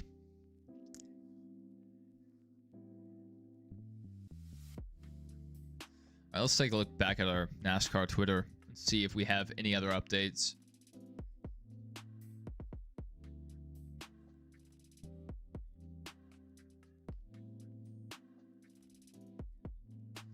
No, SVG spin is the last thing that was posted. Let's see what the reporters are saying.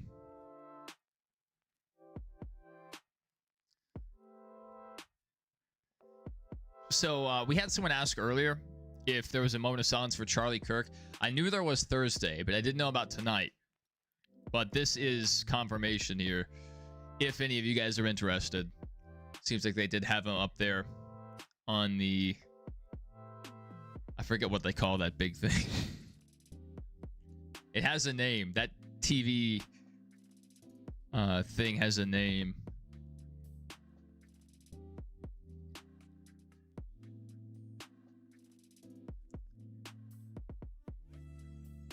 All hands on deck in the Goodyear building. And look at those guys working hard.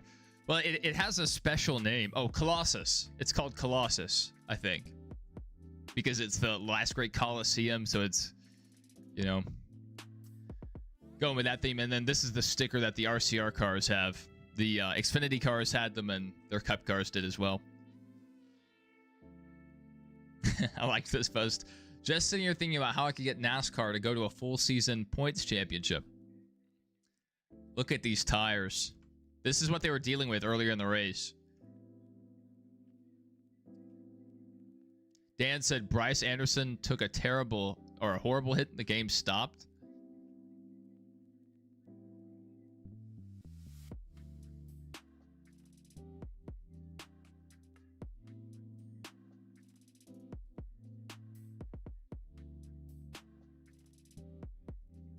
Interesting. I'm sure I'll see that soon. That's tough. I always hate when games, you know, it's one thing if it's an injury timeout, but when a game stops due to a bad hit, it's scary. Scary stuff.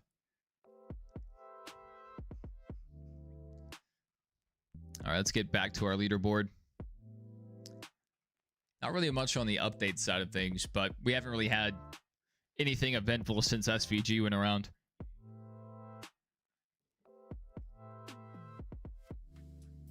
Clemson just having a horrible year so far.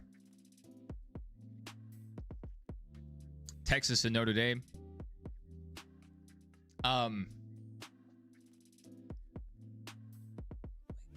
I forget who it was. We had someone. Yeah, Jared. Jared was watching that game. He's a regular in our chat. A lot of good games on. I'm just focused on the LSU game. You know, Barry is literally cooked. His car's cooked. He's out. Terrible playoffs for Josh Berry. Crazy how they got that one win. It was like, oh wow, Wood Brothers are going to run good this year potentially, and then they didn't. So Bowman restarting P2. Kozlowski looks like he's going to clear there. Bowman up the track. He's going to lose a few positions here. Oh no, Wallace just did him a solid. Hey, Bubba.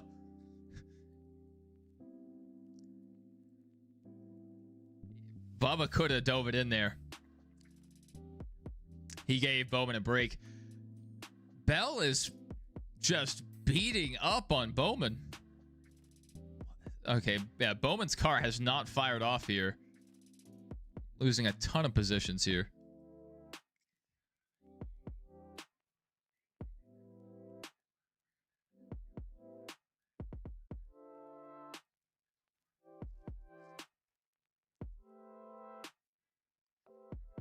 All right, they're saying the 77 moved the 23 out of the way.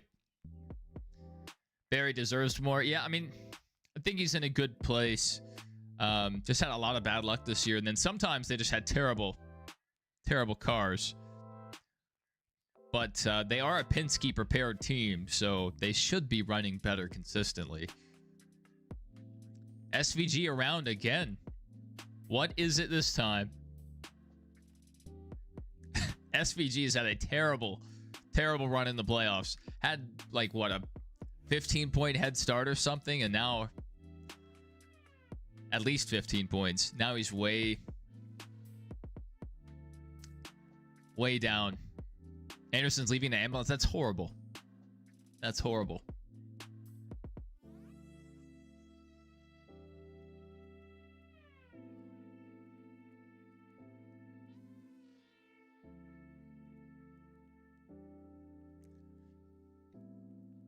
SVG has had an eventful day so far. He's lucky the car looks as good as it does still. Oh, that's okay. Wasn't his fault. Ty Dillon got into the back of him. Now SVG might have checked up a bit early there, but yeah, Ty just sent it in there. Looks like upset the car before he ever got into the corner and just didn't have a chance. That's rough.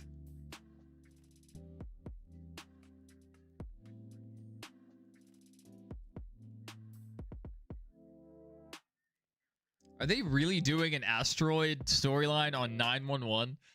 These cop shows are getting out of hand. It started out like, oh, car crash. We're solving a crime. We're doing random stuff. Now it's earthquakes, asteroids. That show is crazy. I don't know if you guys watch any cop shows.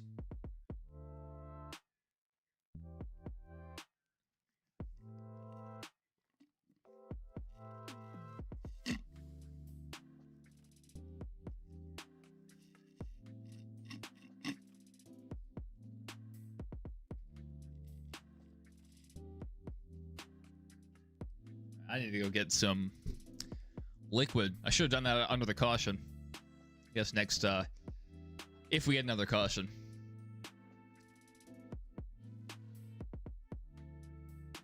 All right, so as they're scored right now, Busher second, Briscoe third. So Briscoe's had a good rebound.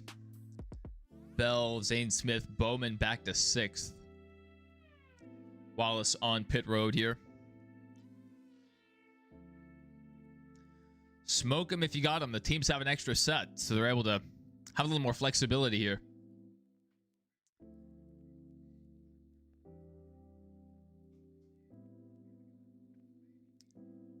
So they still have 3 sets left. Not bad.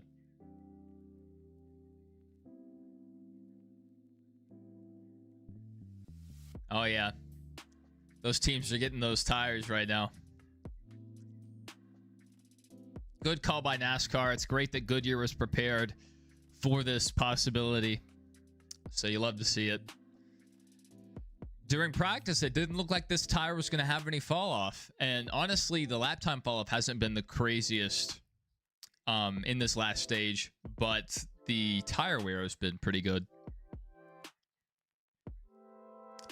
Bubba has a nice looking car tonight. That's what James says. I agree. I like that. Almost highlighter yellow. It's an inverse. So I mentioned it a little bit earlier.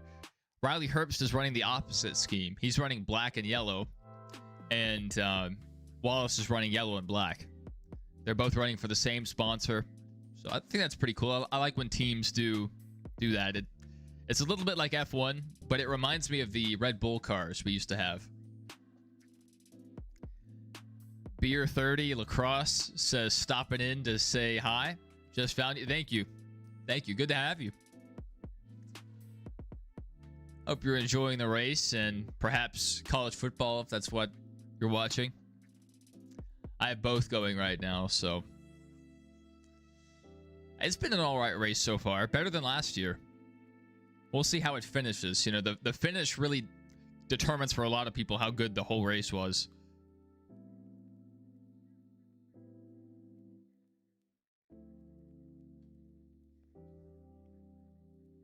All right, let's look back at our Twitter here. Do we have any updates from NASCAR?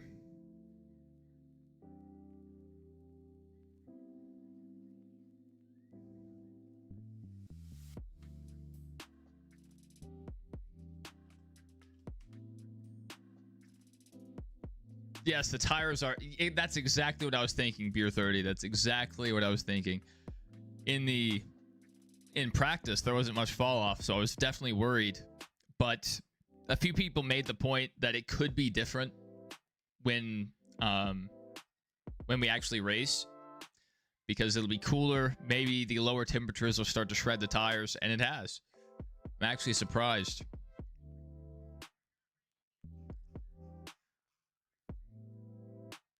All right, no replay on that last SVG spin yet.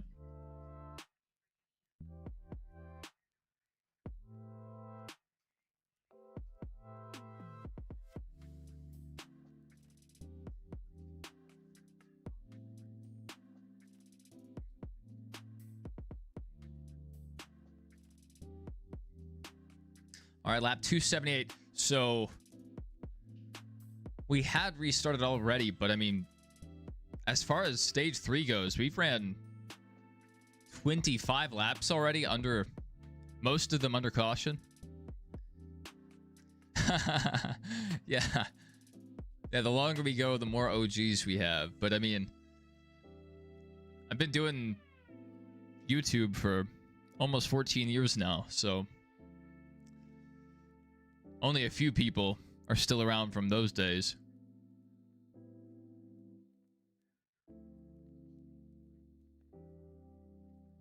All right, Briscoe to the lead. I thought Briscoe would do well. He qualified horribly, and here he is up in the lead. Since he's already locked in, I wouldn't mind seeing him win. I think Briscoe's a nice guy. I'm not a big Toyota guy, but I don't mind seeing Briscoe do well.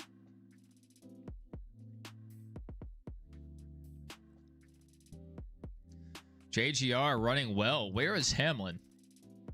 Hamlin running 14th. Okay. Does anyone have anything for these Toyotas? Ty Gibbs going for the pass on his teammate here. They touch. Coach Gibbs has to be sweating right now. I know Ty Gibbs is hungry for a win. But Briscoe's here fighting for a championship. Ooh, the 41 around. Under caution again. Woo!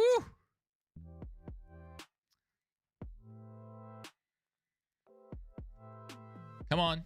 Come on. Oh. Toe link on the right rear is busted. That's, you know, Cole Custer already wasn't going to win this race, but now he's definitely not going to win this race. Hey, that's still, you know, while we were really experiencing a ton of channel growth. I think last year we went from maybe around 400 subs to 10,900. Then we went down to 10,700. Now we're back over 10,900. All right, let's see what my last update was. 250.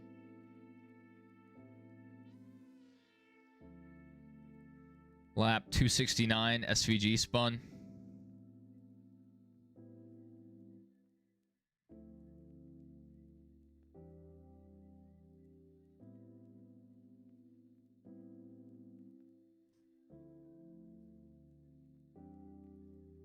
And then this caution was on lap 281.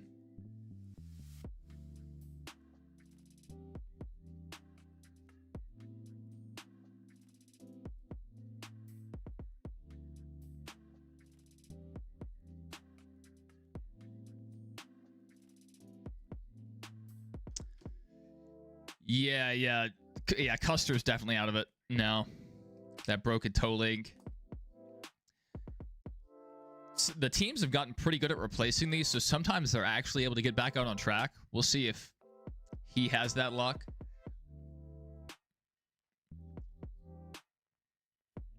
It's disappointing Josh Berry caught on fire.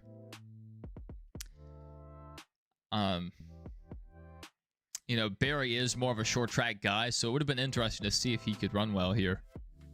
48 coming down, the 9 coming down, the 54 coming down pit road.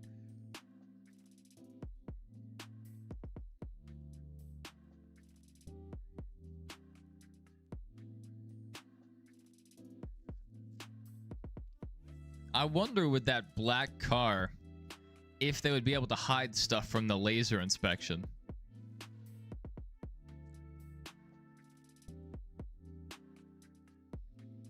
You see sometimes teams will throw some random black on the car. Like Ricky Stenhouse here, right in front of the left rear, there's this like black bar. I wonder if that's to throw off the laser inspection. Cody Ware's going to come up and win the race. I think we have a better chance of it starting to snow at the track.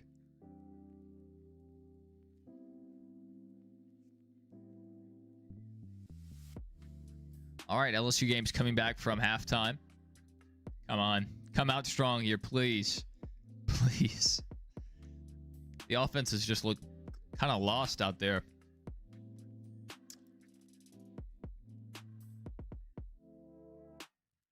Defense is doing their job. All right, still under commercial here. Waiting to get stage 3 restarted. We would already be like near halfway through if we wouldn't have so many cautions here. Just a spot to hide gravel or grass.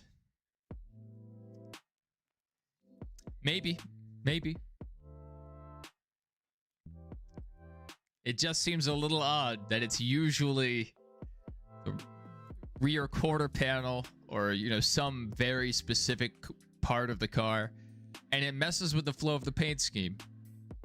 So I'm always, you know, suspicious when teams do that. I like your theory. That's pretty good too.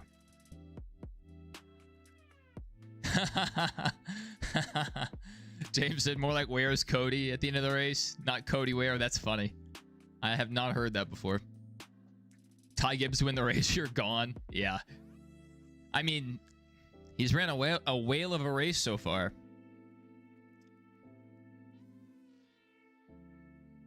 I don't know if I like the strategy there to pit from the lead. We saw Zilich do that Friday night, and it didn't go well. Especially because I don't think they have too many laps on their tires.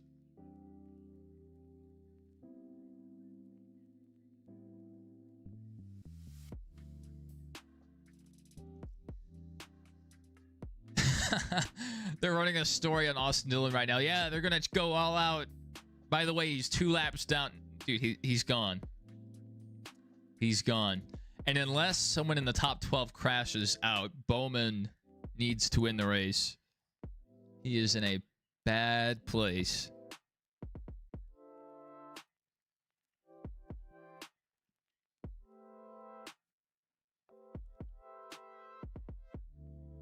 What are they doing at the back of the pack? Some of these in-car cameras are crazy. You gonna go around an extra lap, or are they gonna get this thing straightened out?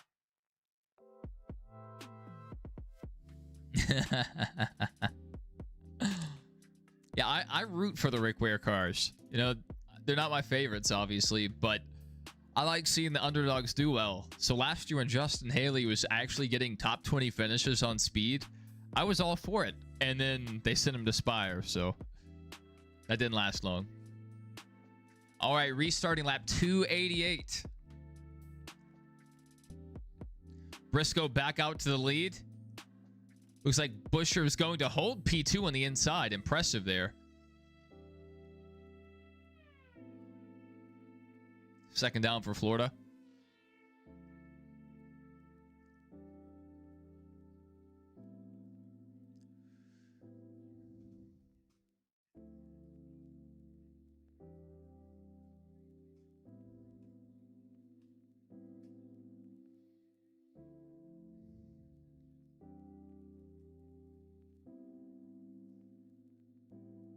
Hocevar in P3 currently. Be crazy if Hocevar get up there. He actually just lost a position there. 2 positions.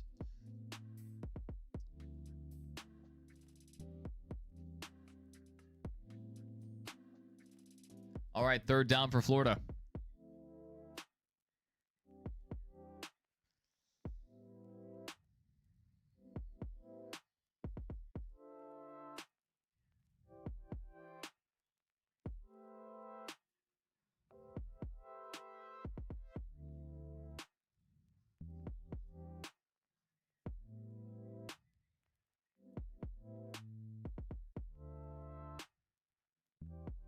Caution. 4 off track.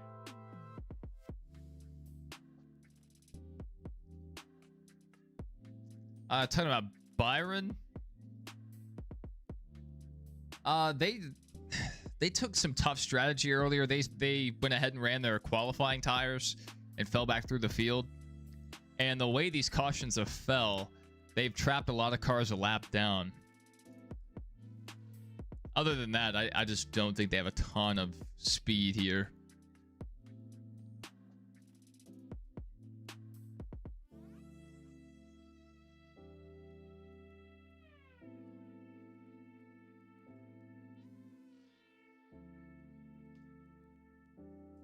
All right, so after the race, we will be going live with our post-race coverage. We do have a call-in number. So if you guys want to call in through Discord or the actual phone number, you can call in and share your thoughts. Give you guys a little preview. So we have our post-race coverage we're going to do. And when the time comes, this stream will end and it will automatically transfer you guys over to the post-race show if you guys want to see that.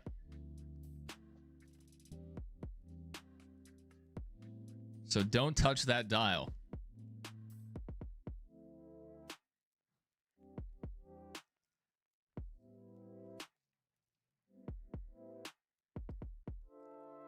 All right, lap 296. A lot of caution laps here.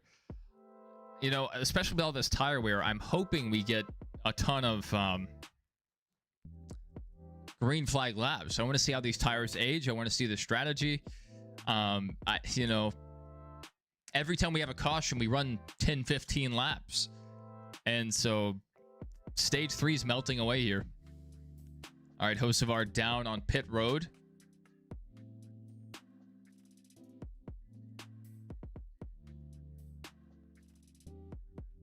Yeah. Other than the cautions, it's I think it's been a pretty solid race. I prefer the way they're doing it today. I like them running around the bottom. I hate that they had to use PJ1 and a tire made of like vanilla pudding to actually make the track or the car race well. It's I like multi-groove Bristol, but the bottom groove, especially nowadays, is not competitive without the PJ1 applied. And then even with the PJ1 applied, if they're able to go to the top groove, it eventually takes over and it's hard to pass. When guys are running that high side well, getting the momentum on corner exit, it's extremely hard to make the pass and it just kills the track. So I wish they go back to old Bristol, you know, reconfigure it. At least even the banking out a bit more, you know, not so progressive. And honestly, go back to asphalt.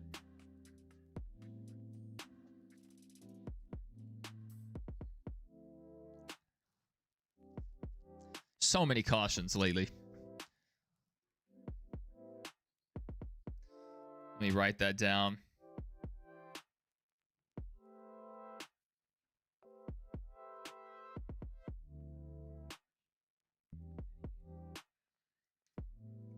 We have the Cole Custer spin. They're not saying what lap. I'm guessing the caution was on lap 294.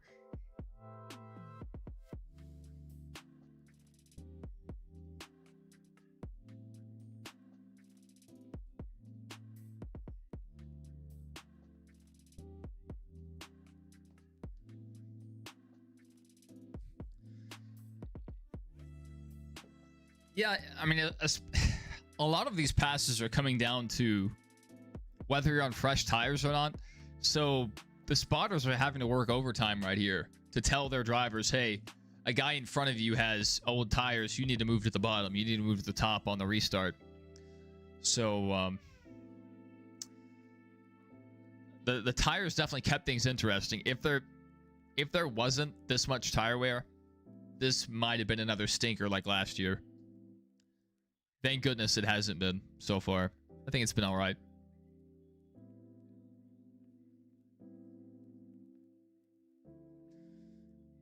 All right, 2nd and 9 for LSU. While we're under commercial for the Cup race. Let's see if we have a replay of any of the recent cautions. We do have a replay of the Cole Custer incident. Incomplete pass, almost intercepted. Cole Custer around here. You'll see once it cycles back around.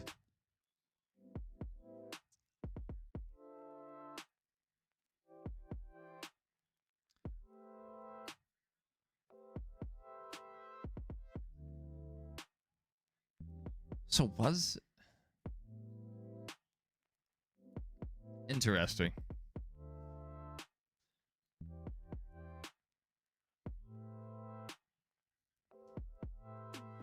I misremembered. I thought Ty Dillon took him out. Beer 30 said you have me on TV. Drivers on your scanner app. And X going. Yeah, X is a pretty good resource to be on during the races.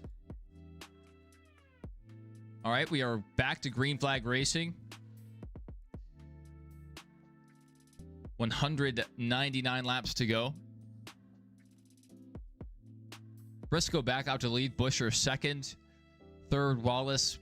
Blaney fourth. So right now, as they run, Toyota, Ford, Toyota, Ford, Toyota. So not a lot of Chevy power at the top of the charts. And then the rest of the top 10, other than Elliott now, is a Ford or Toyota. Skitch said brace for Briscoe.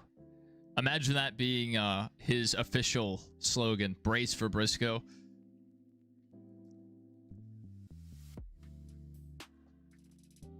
Oh my goodness, do we get a interception there? Come on.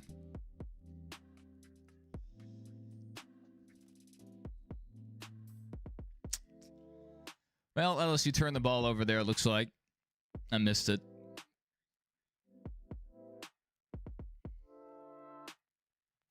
That is not how we needed this momentum to swing.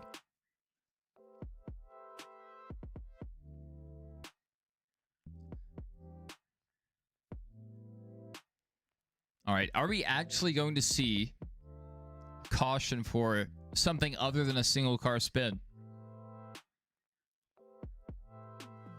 Because a lot of these guys feel pretty safe right now in terms of making it into the playoffs, but one day-ending wreck, and they could still miss.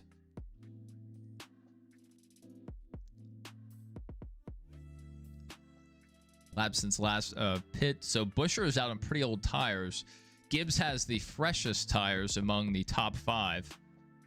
Hocevar on 11-lap tires. 2 positions back from him. Keep an eye on that fall off. I don't see as much fall off as I was seeing earlier in the race. So I think rubber has been laid down on the track pretty well.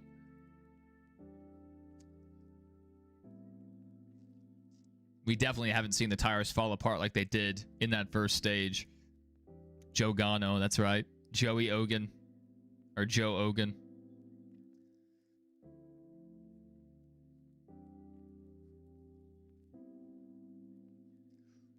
Harold Perkins Jr. in the backfield, able to deflect the pass.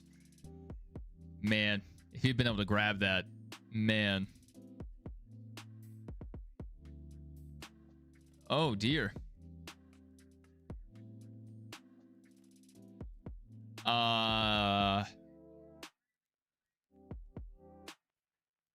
Chase with massive damage.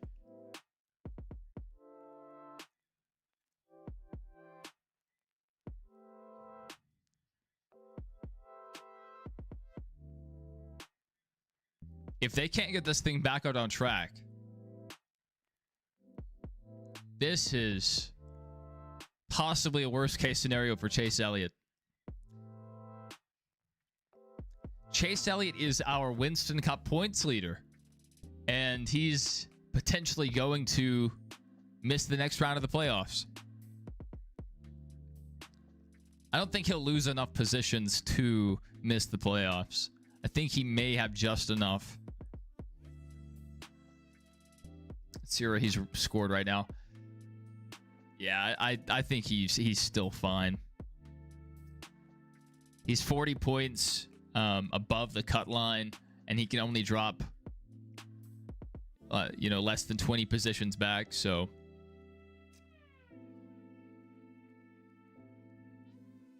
why are they showing the worst possible angles here?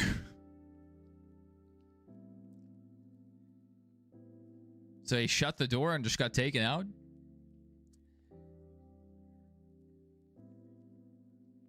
Yeah, if this wreck had happened earlier in the race, he might be in trouble, especially with the stage points being up there. But still being 40 ahead in stage 3, I think he's fine.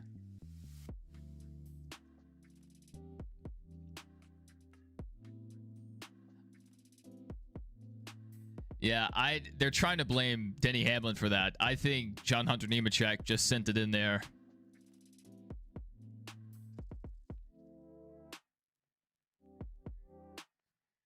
Another interception.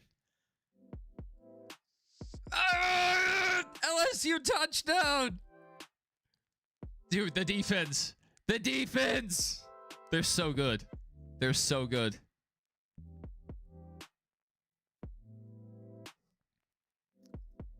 All right. Well, Chase Elliott's team needs to get that thing loaded back up, headed towards Charlotte, and bring a better car next week, because the points will reset.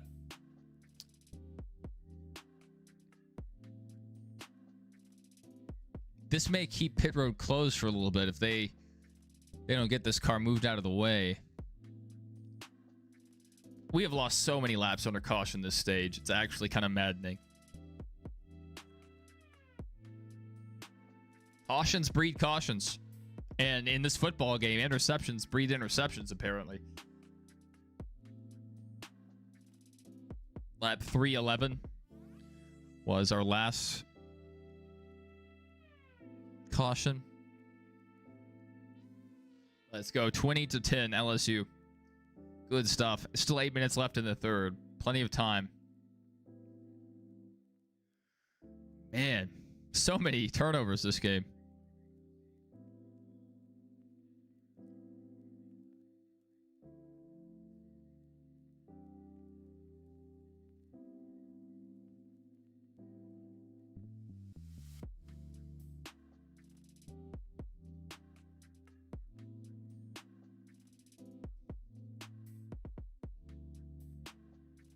I don't really blame anybody for that incident there.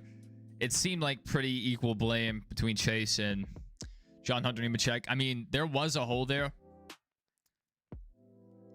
But if you've already decided your line and you've already, decided your braking point, and then a guy makes a move in front of you, there's so little time to react. It's hard to put that all on Nemechek. Seems just kind of like a racing deal.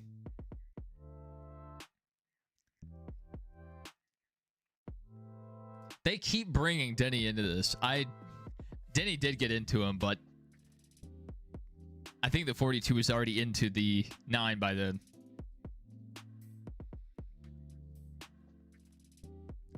Now, these, even though aero's not super important at Bristol, it just still does play a factor. Larson got a little bit of contact at Darlington on his right front, and it killed the car. So could Denny Hamlin possibly have some damage from that incident? All right, James. Hey, it was good to see you, man. Thank you so much for those kind words. We really appreciate it. We're trying to improve each week. And hopefully our post-race show goes well as well. But I hope to see you guys, or I hope to see you, James, in the next one. Yeah, he got bumped for sure, but I think he had already hit the 9 before the bump happened. I think.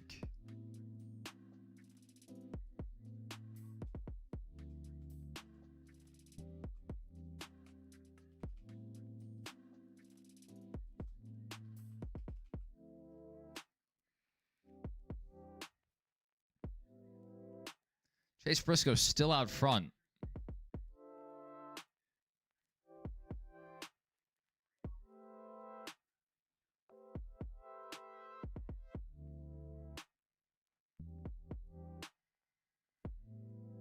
Astros beat the Braves 6-2. A&M leads Notre Dame 28-24 as Irish starts second half with the ball. Pretty high scoring game out there.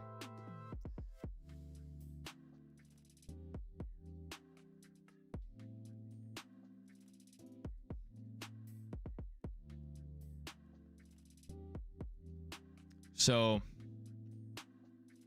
right now, it's unlikely Bowman wins, but if Bowman was to win, he would eliminate his teammate.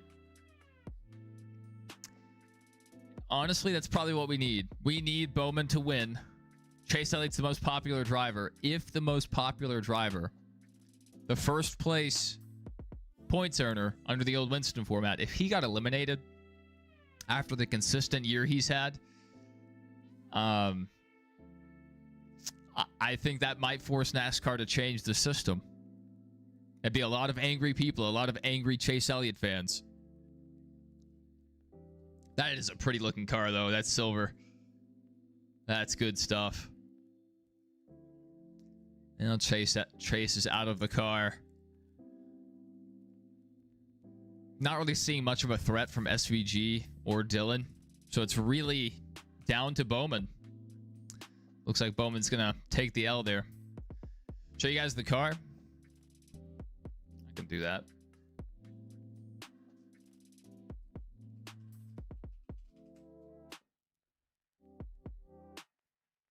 Beautiful looking car. Right there. I think that looks pretty good. The picture honestly doesn't do it justice. It's a, I don't know, it seems like they changed the colors a bit, but the silver looks great. Open road sweepstakes. I applied for this. They baited me in. I applied for it. If I don't win, I'll be sad.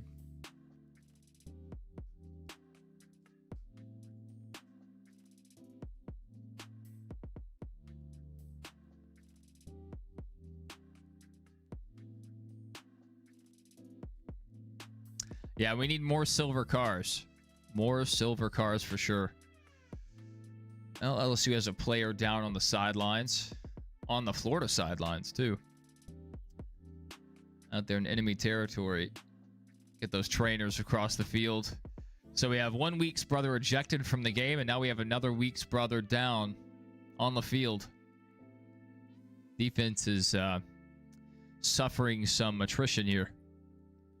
We're up to lap 321. When did the... Okay, this caution came out on lap 311 is what I have written down. 311. So we've run 10 laps under caution. This is ridiculous. I know laps go fast here at Bristol, but come on. Got to do better than that. We've had several of these.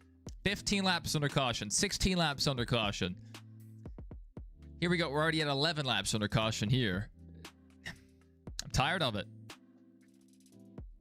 And it's worse at road courses. Back before they changed to the short layout of Circuit of the Americas, each caution period was like 20 minutes. And in the Texas sun, that was a long 20 minutes just to sit there. Another thing that made me very angry is I had a scanner at that race. And the scanner was having a hard time picking up the driver radio and the radio broadcast because the track is so large. And they just had poor signal there. What's the point scenario? If Bowman wins, Elliott is out. That's how it is currently. And, you know, Elliott's out of the race, so he can't advance his points. And yeah, I mean, it looks like that's how it's gonna go.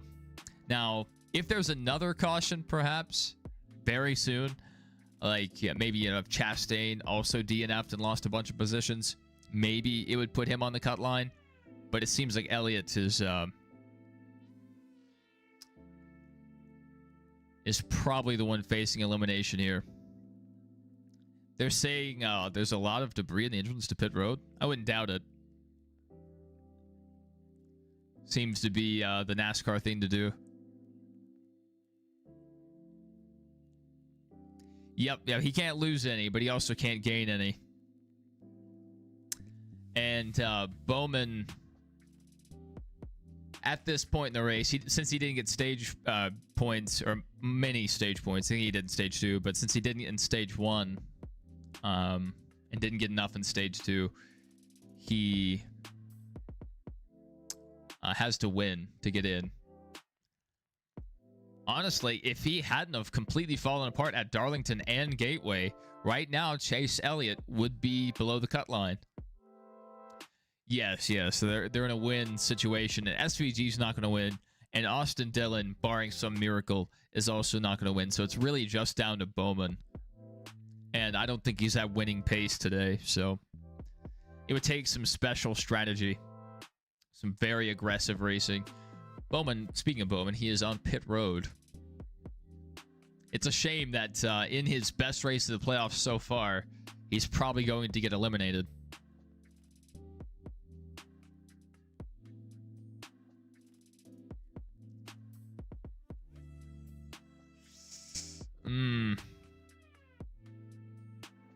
That did not look like a great injury. It looks like they left a bunch of speedy dry down there on the apron. Bowman just drove through it. Byron stopped on track. What is going on?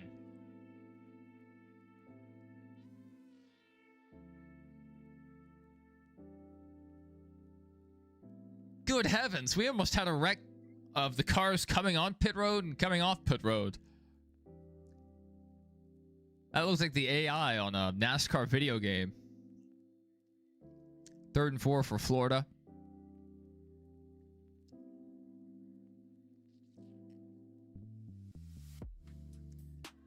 All right, Crit, one big ones to watch. Jeff Burton's picking Alex Bowman.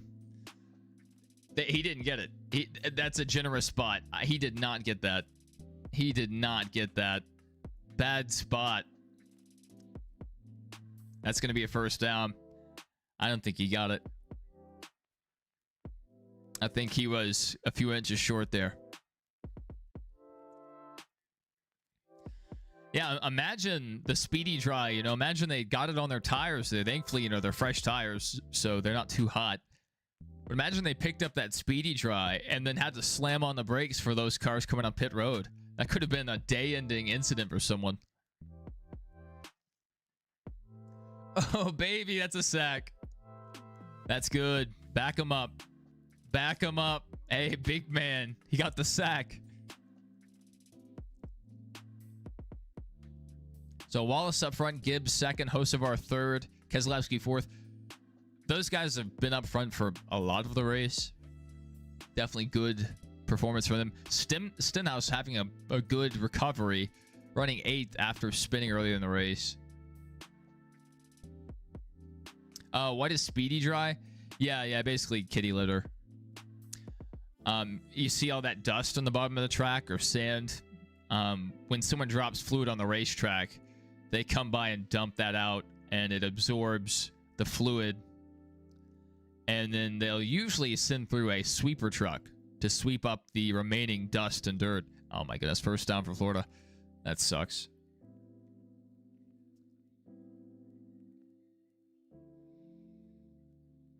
So this is the most cars we've had on the lead lap in a long time. 22 cars in the lead lap currently. Larson's still stuck a lap down. How about that? A lot of people were saying Larson was going to dominate today's race, and I told him to pump the brakes. It may not happen, and it hasn't. Yeah, I hope Goodyear understands why this has been a good tire. And because when the tire had a ton of fall off in the spring, they didn't know why. And then last year for the fall race, there was no fall off, and they didn't understand why. So I hope they understand why this tire has been so good today. It may have just come down to the temperature of the racetrack, to be honest.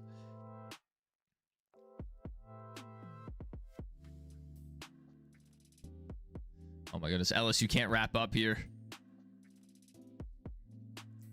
Okay, we have a flag on the play. Are they going to call holding or late hit? It didn't seem like a very late hit.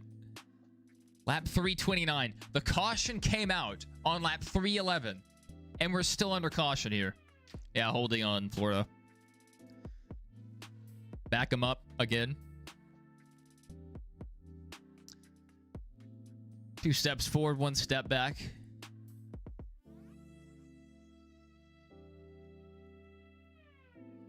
Right now, Dillon has squeaked ahead of Bowman.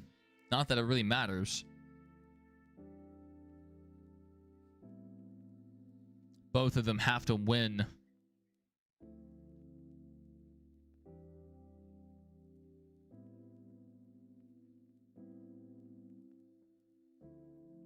All right, Bubba Wallace back to the lead. Ty Gibbs slots into second. Hocevar third.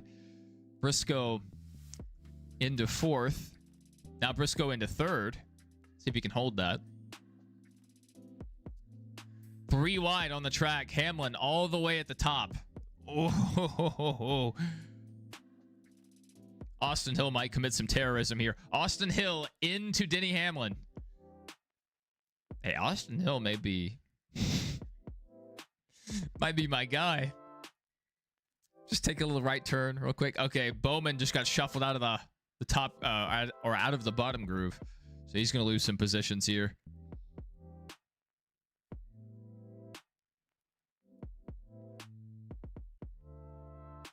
What is Bowman up to? It looks like he's saving tires here. But what's the payoff?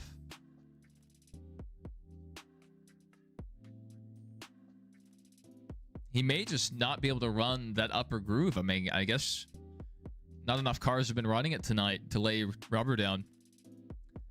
Keselowski's the one you have your eye on. Well, a few laps ago, I would have agreed. It was a rough restart for Keselowski. I wouldn't mind seeing him win. I like seeing the veterans get wins. Cody's been lurking. Oh, yeah. Cody Ware win incoming. Just watch out. Just watch out.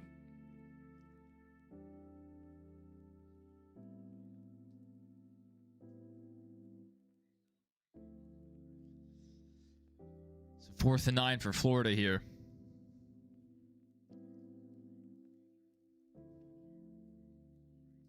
Still 2.5 minutes left in the third. A lot of time left in this football game. A lot of time left in this race, too. If we would stop getting cautions, this race would be near, you know, wrapping up. We would at least be halfway through stage 3. He's had tons of cautions here. Keselowski's just falling through the field like a rock here. What are my thoughts on Brian Kelly?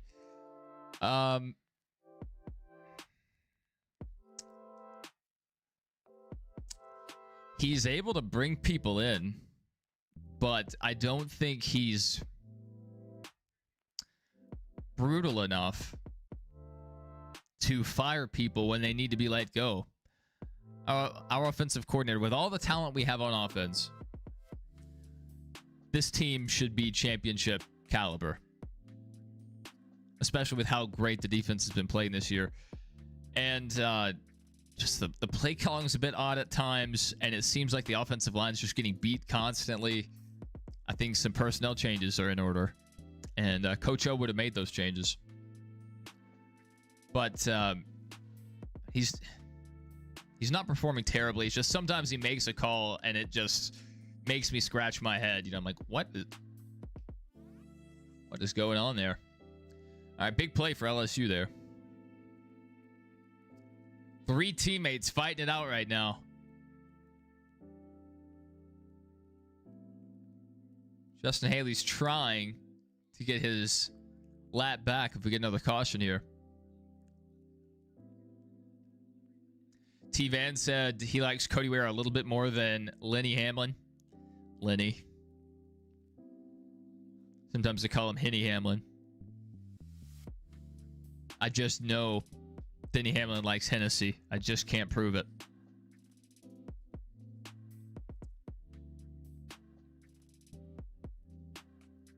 All right, Hocevar was running pretty well all through today's race, but he has just been falling through the field. So whatever adjustment they made was the wrong one. Austin Dillon running 30th. He's not a threat to win the race.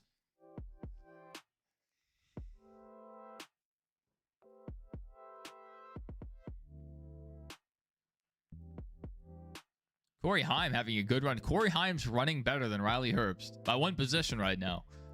But still,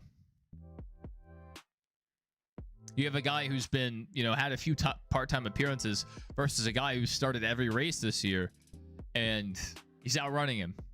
So, good job for Corey Heim.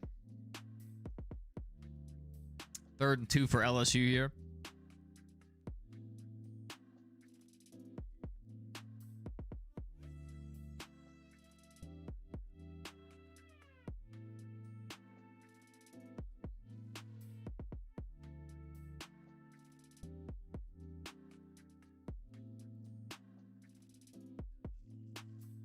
All right, little bump and run there.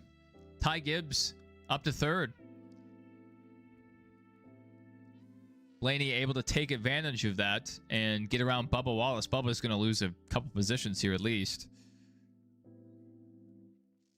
This is the closest thing we've had to Old Bristol. They're really wrapping the bottom here, and once you get shoved out of the, into that middle groove, usually you're going to lose a position or two. This is fun to see. A concrete conveyor belt. That's what it looks like. You would love to see a Bubba Wallace dub. I know you're rage baiting. I just can't prove it. Yeah, Zane Smith up there. He started out pretty hot, fell back a little bit, but now he's back up there. And that's on just pace. So, good job for Zane Smith and front row. Oh my goodness. Bubba's just fallen off a cliff. Oh my goodness. They're going to have to come down pit road.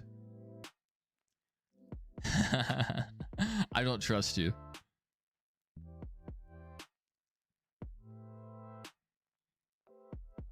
All right, 4th down for LSU here. Not able to convert there. They needed that. They may go for it here. Brian Kelly's pretty crazy about going for it. Oh my goodness. Wallace into Stenhouse. That's going to bring out the caution. Oh my goodness. 11th caution of the race.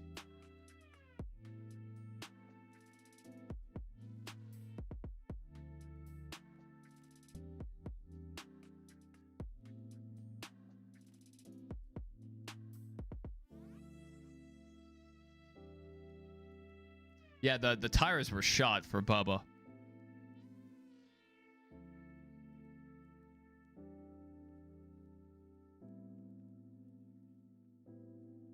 Lap 354. Crazy stuff. See if we can have a replay of any of this. I know we won't have a replay of this last caution.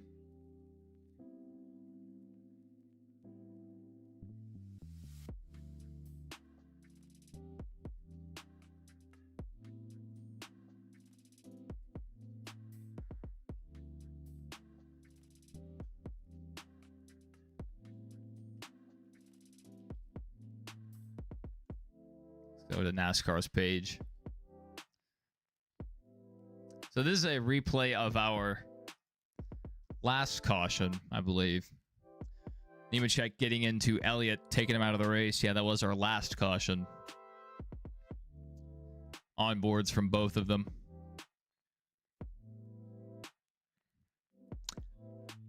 I mean, he just sent it in there.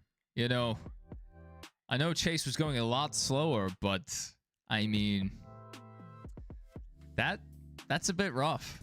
It's a bit rough.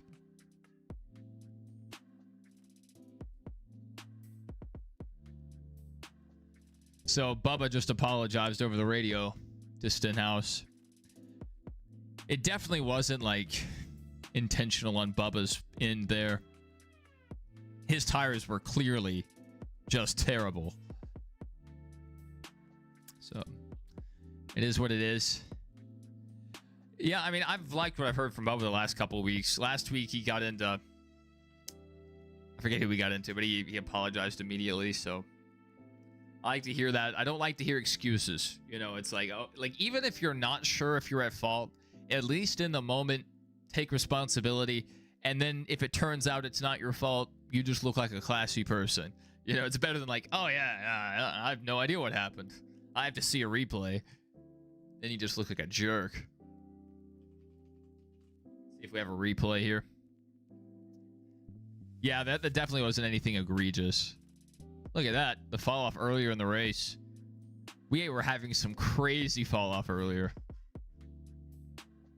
All right, nothing from...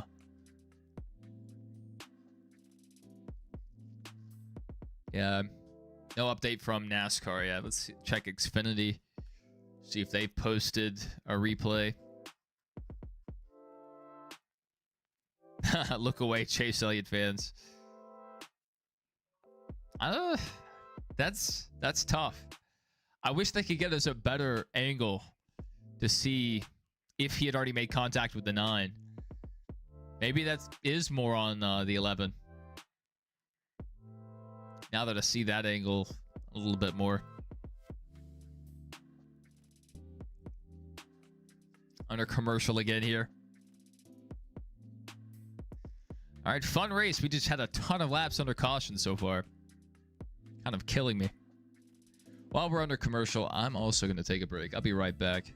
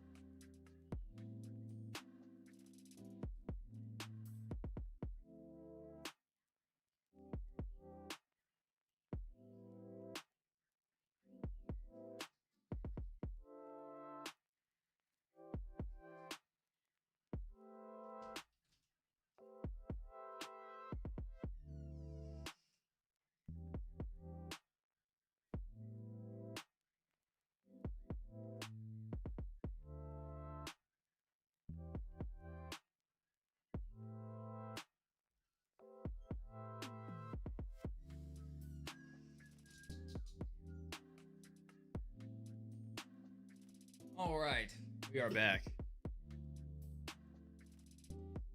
Florida 2nd and 1. Beginning of the 4th quarter.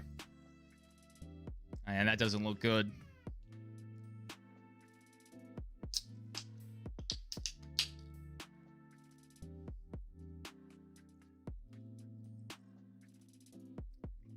I forgot what I said, but I'm glad we're on the same page, Beer 30.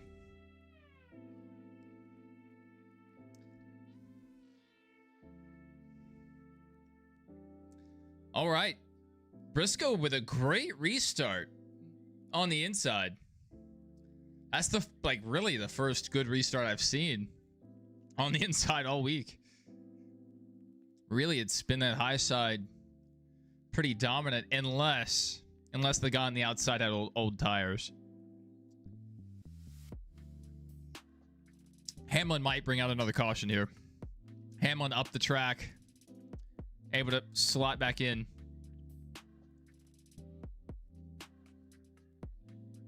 They said there was contact between Larson and Suarez. The only Toyota you're cool with is Bubba. I think Bell's a decent enough guy. Briscoe's a pretty cool guy. So they have some all right drivers. I like Eric Jones well enough, but I just don't support Toyota teams. Woo! Woo! Larson just junked it. Caution. That shouldn't have brought out a caution, but whatever. Broke the right rear toe link. It's crazy. He was actually able to make it back to pit road. So, hey, good job, Kyle. Huge break for Denny Hamlin. Good heavens. Dude, that's impressive enough that he's able to make it back around. Now, Larson's going to lose several laps here, but they may be able to get him back out on track.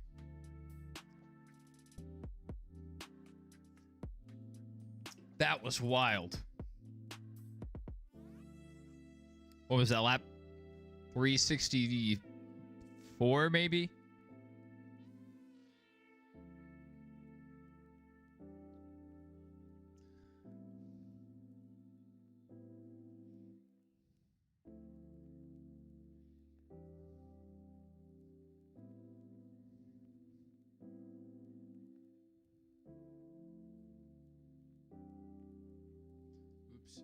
accidentally closed my stream. Come on, take me back. Really, as soon as the replay was about to start, now they're making me watch an ad. What a bunch of jerks. Let's see if we have a replay of the our last caution between Wallace and Stenhouse. We do. Get that pulled up for you guys. 4th and 4 for Florida here. So yeah, I mean, Wallace just couldn't keep it down on the bottom there. He was falling back through the field. Ends up making contact with Stenhouse there.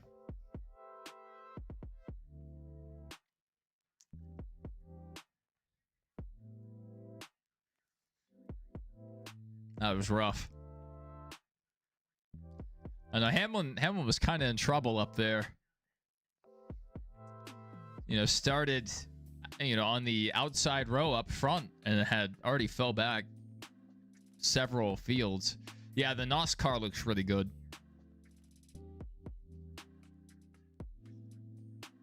Back when Stenhouse had NOS and Sunny D, Stenhouse had some of the best schemes in NASCAR at that time.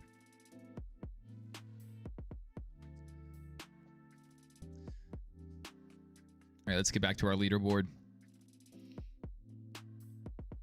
So Bowman currently scored P2. How about that? We get a new winner. Elliot's in trouble. You also just like NOS. I might have had it like once in my life. I don't remember. I'm a monster guy. Get that Ty Gibbs juice. I love Ty Gibbs juice. Yeah, you can actually see through the can. It's pretty crazy.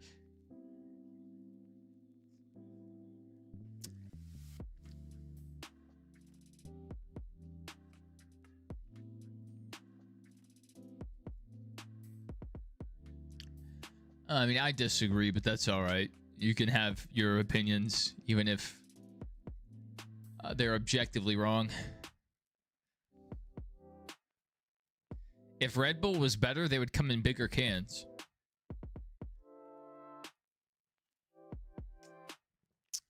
Their strategy is they're hoping you finish the drink fast enough so you don't know that it's not great. Beer 30 said Sunny D's awful. Just the taste or the car, the paint scheme? Because if you don't like Sunny D, you would hate European Fanta.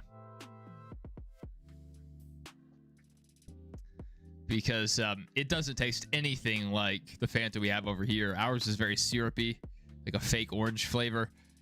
Their Fanta tastes like a slightly carbonated Sunny D.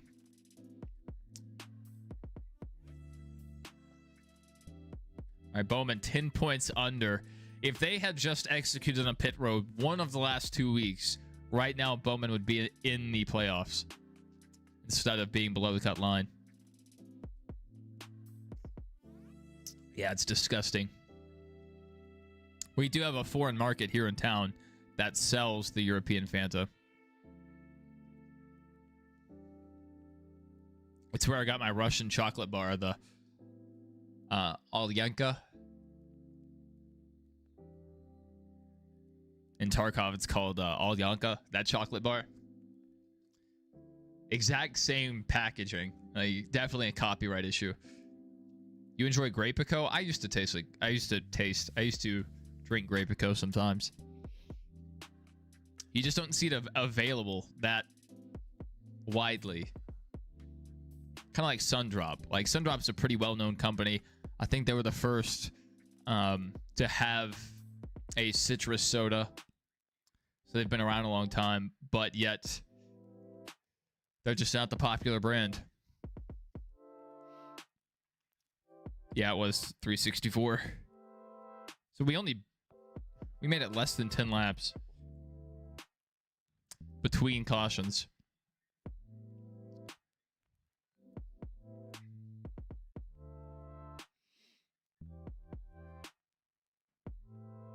All right, huge first down for LSU. If they score here, this could pretty much end the game. Nowadays, the fourth quarter goes so fast in college football. RC Cola, I don't know if I've ever had RC. I've seen it all my life, but I don't think I've had it. Maybe one time out of curiosity. But the reason I bring Sundrop up, it's not available everywhere. So, you know, every once in a while I'll see it and I'll be like, well, you know, since I don't see it often, I'll go ahead and get one. You ever try any of those coffee drinks? The Strock, or however it's pronounced, the STROK? I think they sell them at Boeing in the cafeteria. Or at least they used to.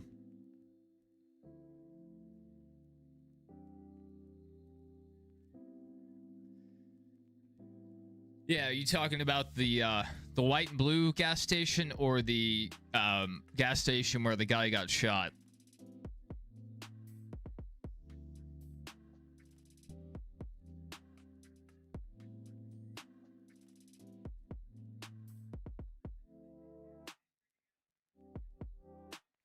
All right. Briscoe back up to the lead. Zane Smith second. Hocevar third. Bowman not able to hold P2. Bowman has to force the issue here.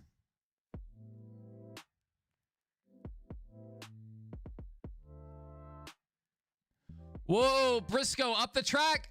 The 38 into the side of him. Oh my goodness. Zane Smith just cut Briscoe a break. He could have turned him.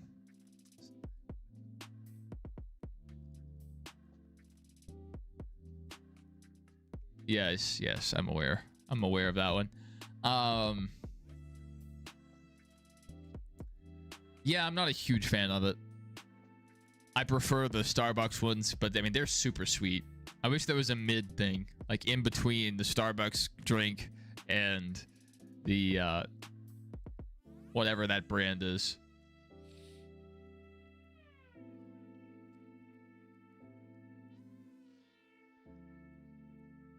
You had never had yeah, Sundrop's pretty big in the Southeast. That's probably about the only place they sell it, to be honest. But they're one of Dale Jr.'s late model sponsors.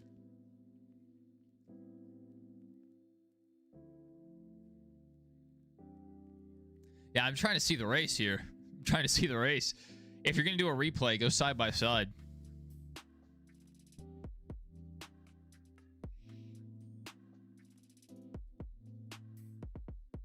Good night. LSU wasn't able to score there. Rough.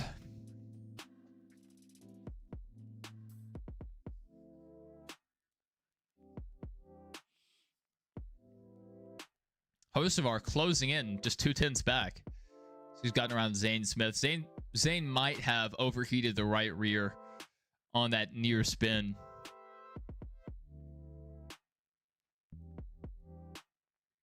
All right, first down for Florida's QB on the run there. DJ Lagway.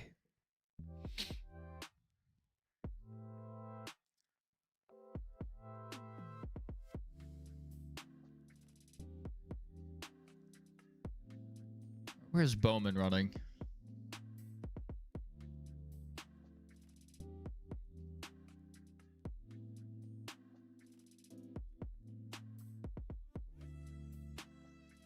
Oh my goodness. We have a wheel off. That's going to be out of caution.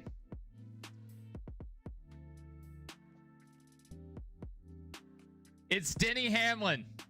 Denny Hamlin just lost a wheel. That's going to do it for Denny. He's not going to win today's race. And his crew chief will be suspended next week, I think. Is that still a thing? Tire changer penalized and lose the crew chief as well. They may have, I think they may have changed that over the offseason. They finally made it to Indiana, but it's not as popular. Yeah, they don't have the widest distribution network, but they are the original. So I'll forever give them credit. Mountain Dew came along much later. Yeah, okay, SCA Bowman. I was overlooking him. I saw he was 14 points down. I was like, where is Bowman running? If he's outside of the top 10, he might be able to point his way in, but no, I just overlooked him. I feel bad for Allmendinger and Byron there. Just bystanders. Yeah, I like Mountain Dew every once in a while. I used to love it.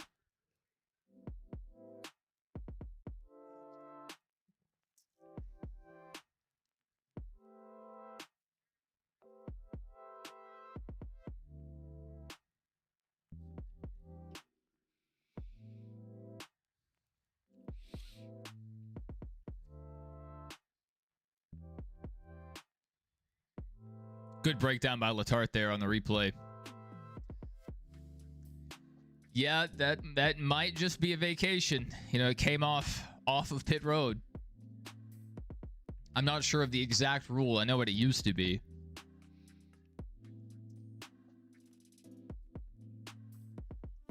This next gen car is so stupid.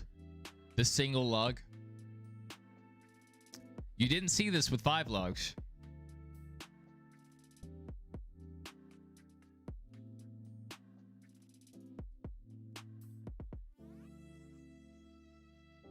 Oh, that was close.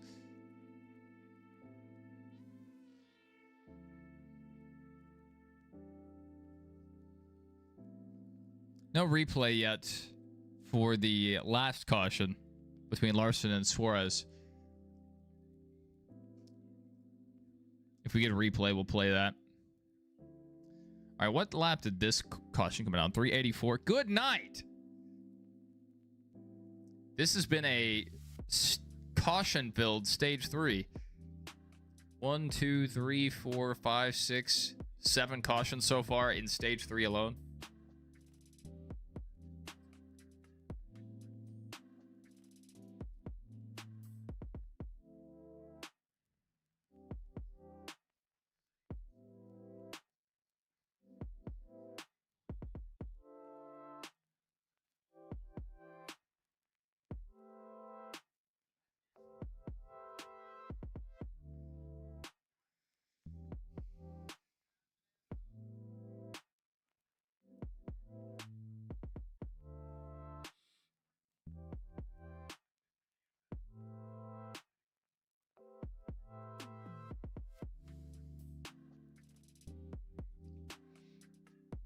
It would be crazy if Hocevar got the win today. He's ran so well.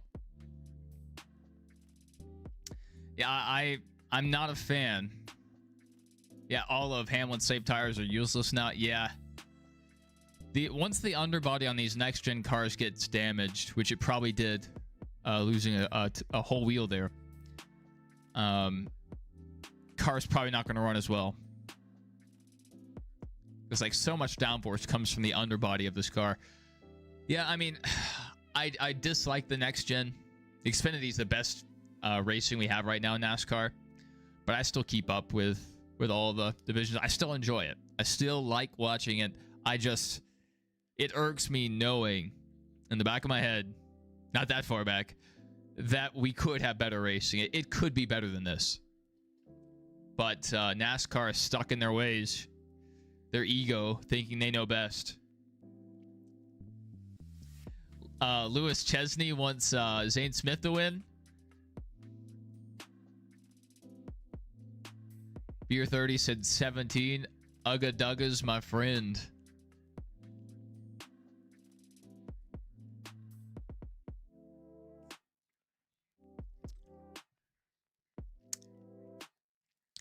Well, just for you, I hope Zane has a good finish. I wouldn't mind seeing him win. I don't have anything against him. Seems like a nice enough guy.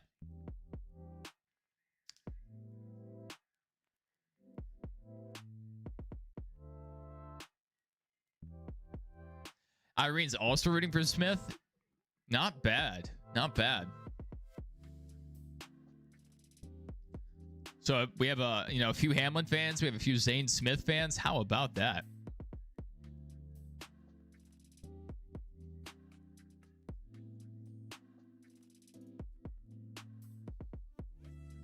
Someone's being held on pit road here.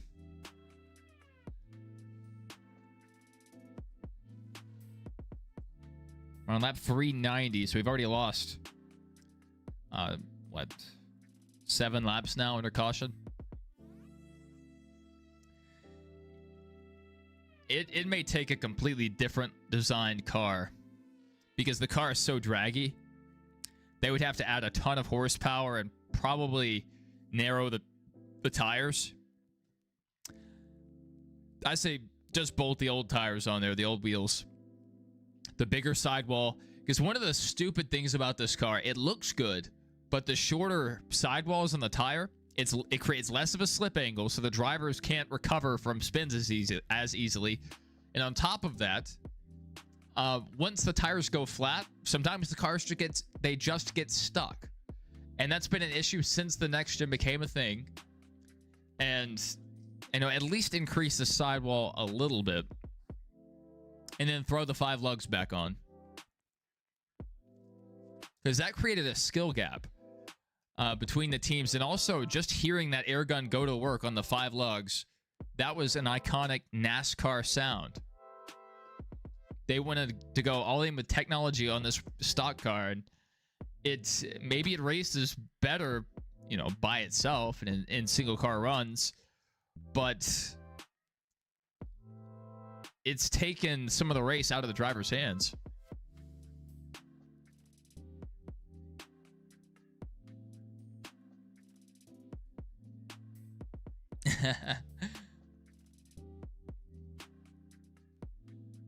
Yeah.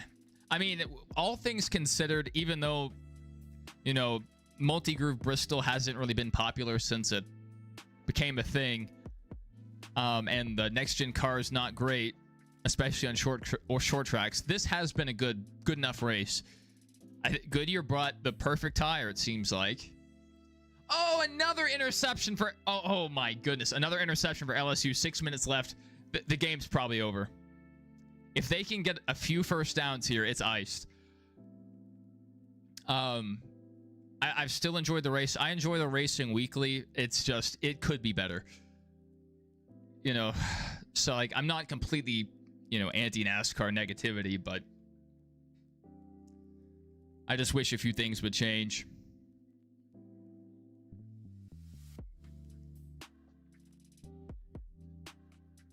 William Byron's down on pit road. Zane Smith also on pit road. With how many cautions have been coming out lately, the teams, some of these guys may opt to stay out to the end of the race. Oh my goodness, ton of damage on William Byron's bumper. Probably fine, but even though this is a short track, it's probably going to affect the handling of that race car. I mean, it's dented him pretty bad. You've been going to races since '99. All the changes are hard to take, but you still love it. You saw Dale Senior race. I missed out on that, sadly. I saw it on TV, but never saw him race in person.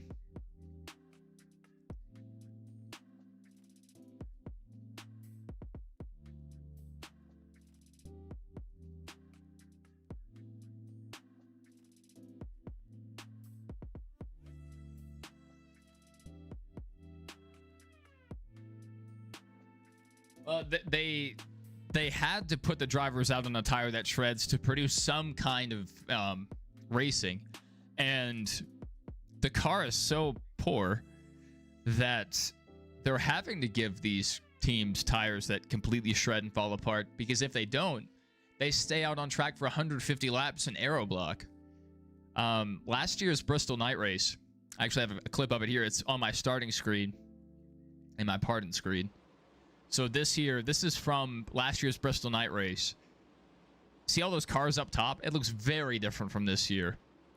And this is how the whole race ran. Just this conveyor belt, multi-groove, not really a ton of great passing throughout the field. At least in this race, there's been some. But like the last few races, a lot of the passes are dictated because of fresher tires. So NASCAR has completely put Goodyear in a bad position. If Goodyear doesn't bring a soft enough tire, the racing sucks and people blame Goodyear.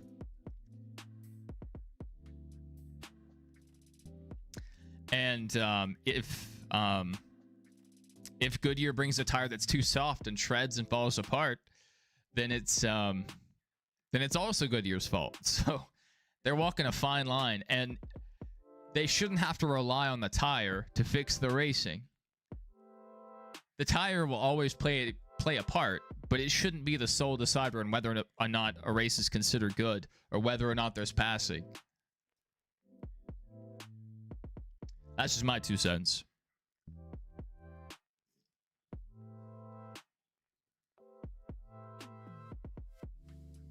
Vegas 100% going to be the highlight of the playoff. I hope so. But the spring race kind of sucked. The King is Dead and I went together. And it was cool seeing them run 3 wide, but they were fuel saving. And there wasn't really a big one. So hopefully it is a triple header. We have the trucks there, the Xfinity Series, both on Saturday. And then on Sunday, we have the Cup race. But we also have college football that they're competing head-to-head with, so I don't know how the attendance will be. All right, green flag. Yeah, well, I mean, with the next-gen car, a lot of the passing, most of the passing, is done on the restarts. These guys know that's their best chance to make positions up or hold positions, so they race like crazy on the restarts. 3rd and 2 for LSU. They need the first down here. Come on. Come on. Get one more. Ugh. Stopped in the backfield. This offensive line is soft. I am tired of this. With this defense, this should be a championship team, but this offense is going to let the team down. Unless they make some big changes.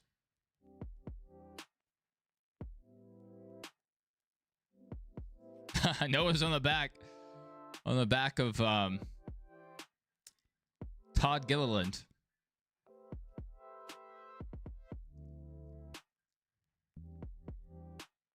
Chase Briscoe back out front. So 2 Toyotas out front, 2 Fords behind them. So right now it's JGR versus RFK. Alex Bowman running in 5th currently. I don't think Bowman has the car to run them down. If he could get to the lead, he might be able to hold it. It is easier to hold the lead sometimes than it is to actually run up there and take it.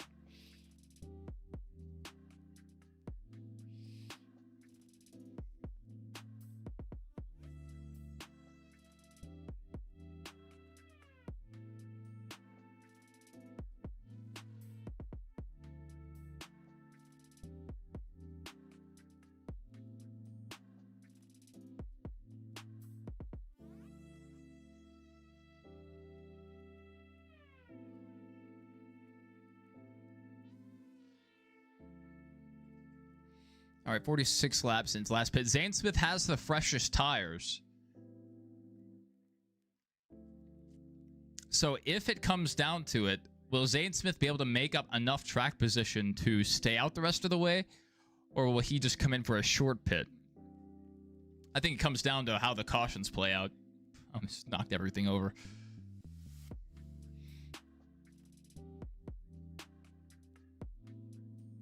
All right, Zane Smith up to 7th. Keep your eye on him. Logano also on the same lap, or the same tire strategy. Bell also behind him.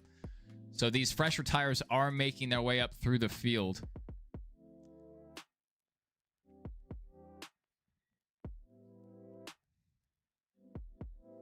Bowman kind of holding steady where he is, not really making up any ground.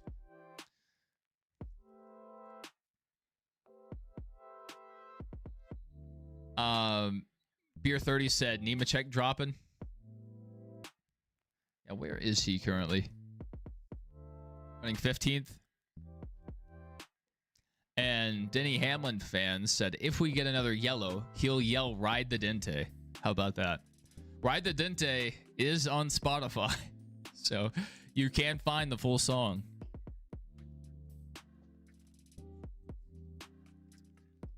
I tried to play it in the jukebox at Waffle House, but sadly, Ride the Dente is not on the jukebox.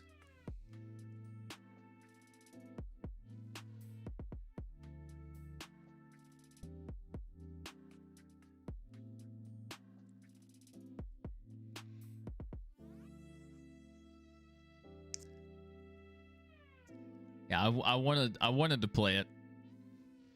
That would have been hilarious. Running a Chili's ad in the middle of Waffle House. Have some competition between restaurants there. Start some rivalry.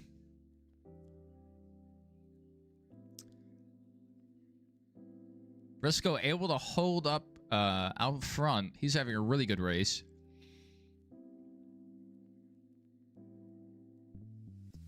Where's Hamlin scored currently?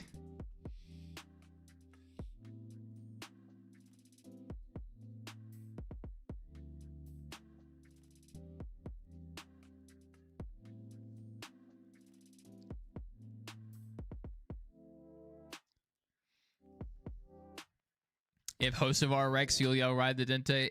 That's always a possibility. He drives it hard just about every lap. For 30 saying Logano's having a good run. He's definitely closing in. He was having a terrible run earlier in the race. And now he's on these fresher tires coming back up through the field. So he may be set up pretty well for the end of the race. Ty Gibbs all over the back of Briscoe. All over the back. Ty Gibbs to the inside. Ty Gibbs to the lead. Okay, let's see if Buescher can get by Briscoe now and run down the leader. The Ham Liquor is 31st, 3 laps down. That's rough. Briscoe's already fallen almost a half second back. Buescher's there.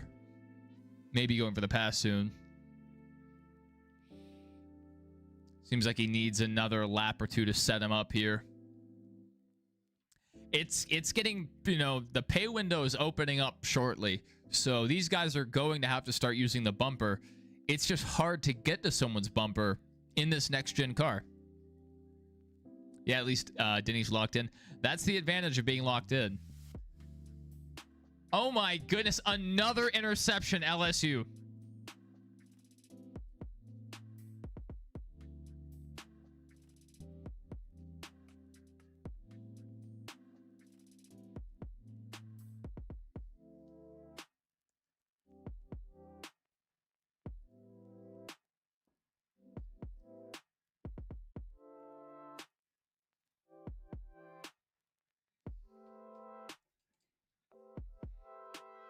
Let's see if the offense can do anything. They're probably just going to play conservative, trying not to turn the ball over, but good heavens, I haven't seen a thing out of this LSU offense, really.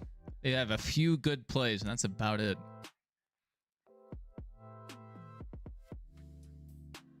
The defense definitely won this game.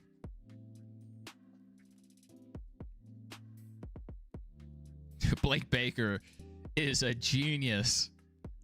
He has this defense playing at championship levels. All right, Briscoe has closed back in a little bit. He's actually gained a 10th on Gibbs. So is Gibbs managing the tires? This is interesting. Did Gibbs just burn it up trying to run down Briscoe, or are we seeing some strategy here? Yeah, I don't really want Ty to win, but he's due. He started out this year horrible. One of the worst starts to a season I've seen for what should be a competitive car. I think several races into the season, he had less points than Dwayne Johnson, who only started the 500. But anyway, he recovered and was close to, not necessarily like really close, but he was in the conversation for pointing his way into the playoffs. So he's recovered. He's getting better. And honestly, he was a really good Xfinity racer. Look at Bowman moving up. So Bowman is a good tire saver.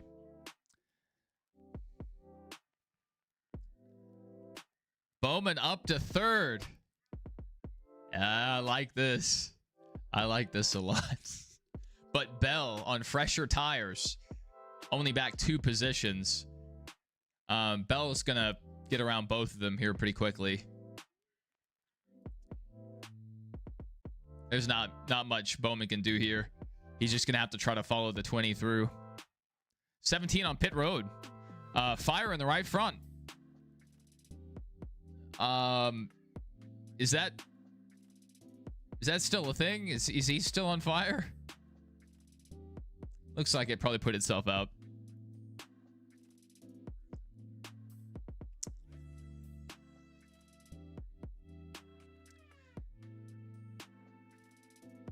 All right, someone's coming down. Bowman's coming down pit road. Let's see if it's enough. I like the call to short pit here. Get back out on fresh rubber. But what you have to hope for is the race stays green long enough for you to get your lap back. Because if the caution comes out while he's still a lap down, this could pretty much end his day. The risk of pitting under green flag at Bristol. And with Bowman's luck, I wouldn't be shocked for a caution to come out right now.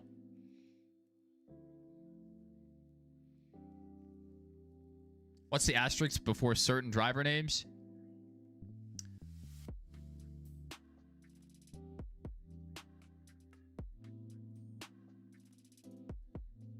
Man, if you'd asked me before the race, I probably could have told you. That's an interesting question.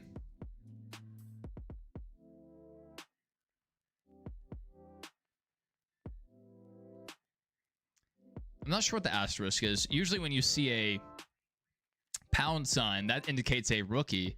The P is obviously for playoffs. I'm not sure what the asterisk indicates. I'll have to like check through the actual file and see.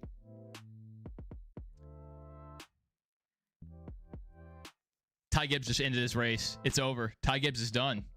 He's done. His race is over. Ty Gibbs' race is over. Like he still has a chance if a caution comes out, but he's over. He can't get down the track. He's done.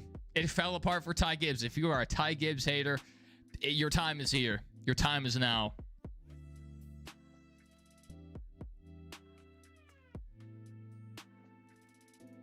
Briscoe also right front smoking. These guys.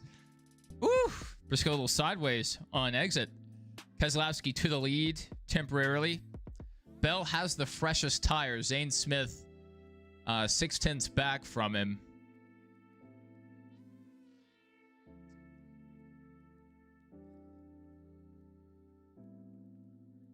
Oh! 33 got into the back of Gibbs. That's rough for Austin Hill, but, you know, he's a terrorist. He probably deserves it. Yeah, unless he's going to escape with the win here. Offense did not look good. Woo! There's a fire on pit road. Anyone want to put that out? Anyone want to, like, do something? There we go. Bam.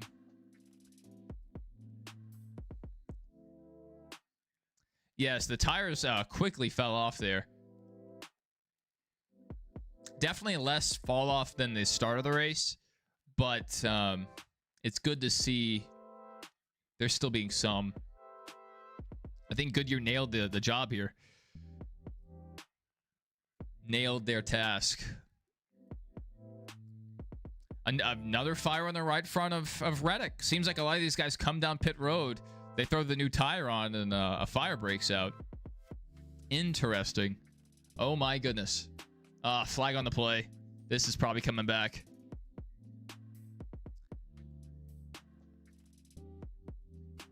Caden Durham with a huge play. We'll see if this stands. I think it'll probably come back for holding. We'll see. No, legal procedure on the defense. Declined. It stands. All right, LSU might be able to score here. Yeah, dude, cook up some hot dogs, Hamlin fan. That's a good idea. Few things more American than a nice hot dog.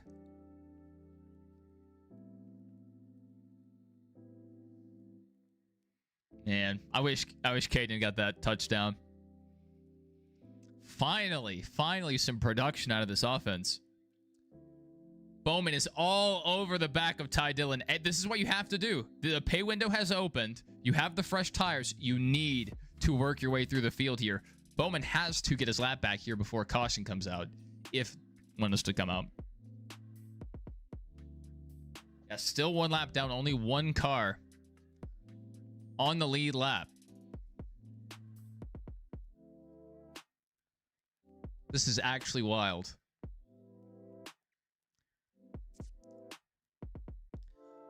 Yeah, I mean, 54 to go. The guys that just pit could possibly stretch it. Probably could. But if a caution was to come out 20, 30 laps from now, I think if these guys have a set left, they're going to take it. They may have to run glued up tires if they don't have a set left. Yeah, the rubber build, that was insane. Watching Barry's car catch fire just from the build up, because at the start of the race, the tires just shredded insanely fast. AJ Allmendinger having to pit due to right side issues on lap 25.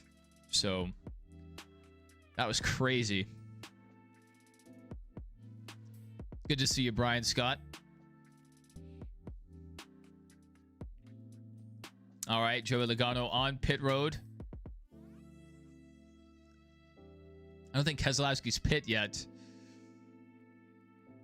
Hocevar probably also hasn't pit. There we go. LSU took the game. Good stuff. Go Tigers, baby. Yeah. Well, 1-0. 1-0. And next week, we'll go for 1-0 again. Offense still not performing well. They have to do something here. Most in the games is 2020 versus Ole Miss. How about that?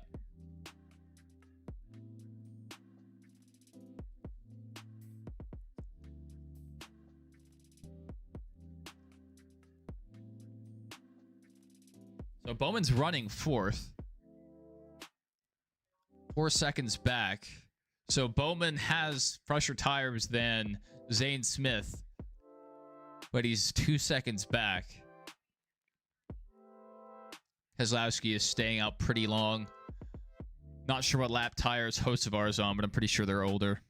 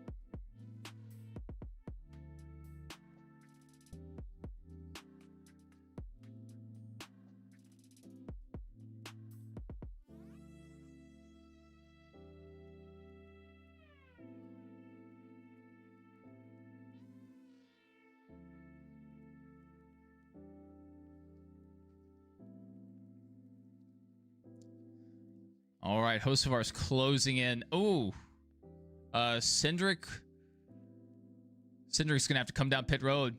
This would be the second Penske car. I know the Wood Brothers car was just an affiliated team, but interesting that it is a Penske car. What channel is the race on? It is on USA. I hate that it's on USA, but it is. I wish it was on Network NBC. You live in Bristol? Nice, nice. Very pretty area. The hills of Tennessee, of Northeast Tennessee, just gorgeous.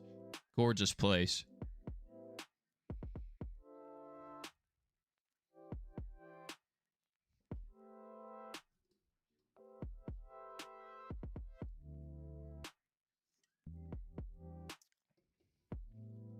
Yeah, I wouldn't mind retiring up there.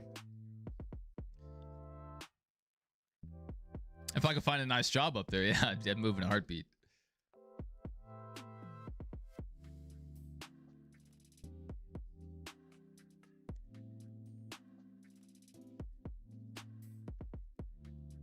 You pay $45 a month for Sling?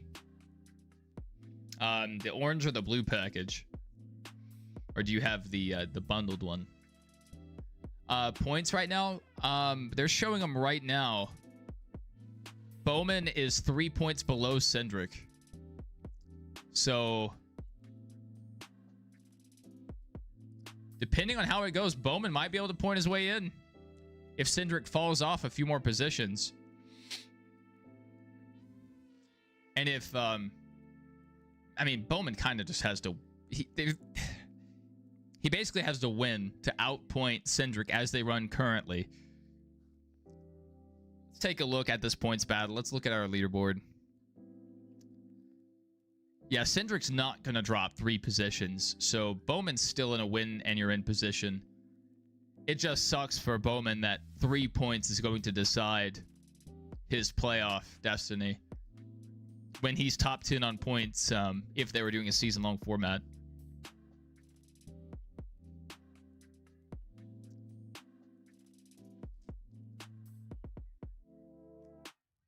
The top 4 are under a blanket. And Bowman's there. Keselowski falling through the field. He's going to have to pit soon. I don't know what they're hoping for here. Maybe trying to hope for a late caution. Now it's 2 points. A 1-point advantage to Cindric. Bowman has to win. I mean, that's what it comes down to. Yeah, but is he racing above his head? Oh my goodness, the 66 is on fire. They better put this fire out. If this causes a caution, I'm going to have to flip out. Someone get a fire extinguisher. There we go. Golly, they are slow on that. Where did Chase go after his crash in points? Chase is 11th, so he's going to make it to the next round. Before Cindric's issue, he was on the cut line. So if Bowman had won, Elliott would have been the first one out. But as they run currently, Cindric would be the one to miss out on the playoffs. Elliott is safe for now. Yeah, thankfully they were able to put out that fire. I was getting a little annoyed there with how long that took them.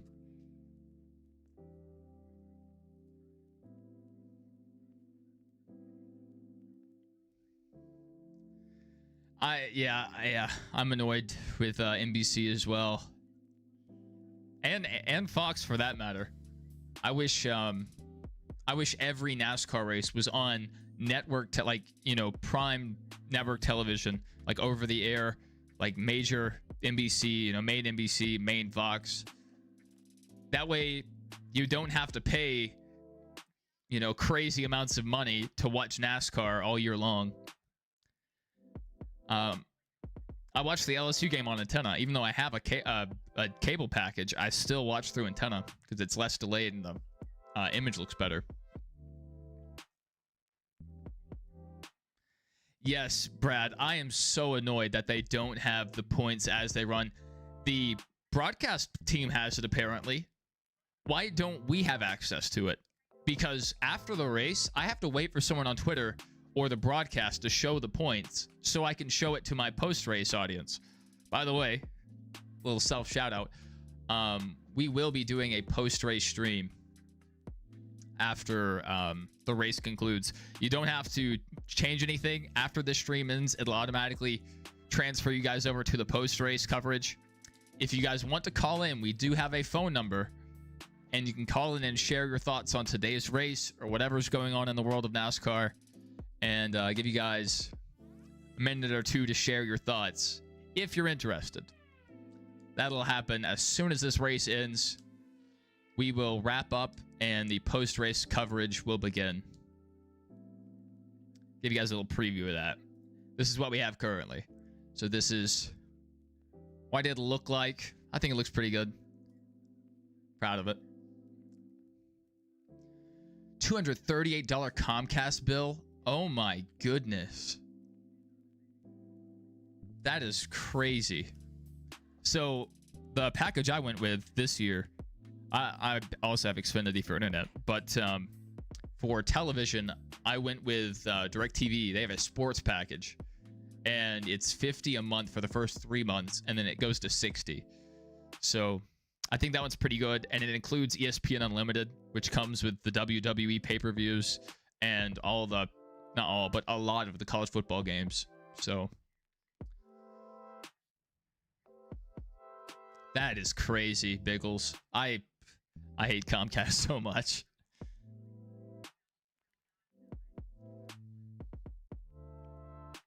My family, they have Google Fiber. A lot of people in town have Google Fiber, but sadly, my apartment only provides Comcast. So that's what I have to put up with. Keselowski running back towards the front again. This is crazy. His strategy call here. Briscoe 4 seconds back. So Bowman on those fresh tires. He needs this to run green to the end to have a shot to win.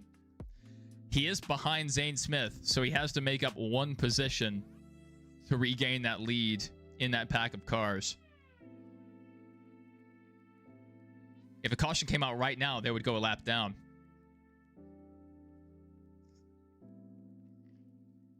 That is a lot of time to run down, though. 18 laps. Need to make up over a lap.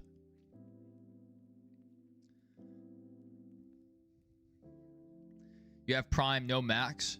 You could get the sub and get Fox and NBC on cable. We found a trick for FS1 races, but USA stuff you can't. Yeah, Brad, I would be okay or more okay with it being on USA if the USA races were on Peacock. That would be a little better.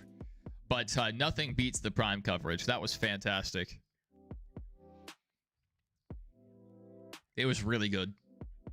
Fox needs to step up their coverage. They used to be my favorite. Now it's pretty bad. Their truck coverage is terrible.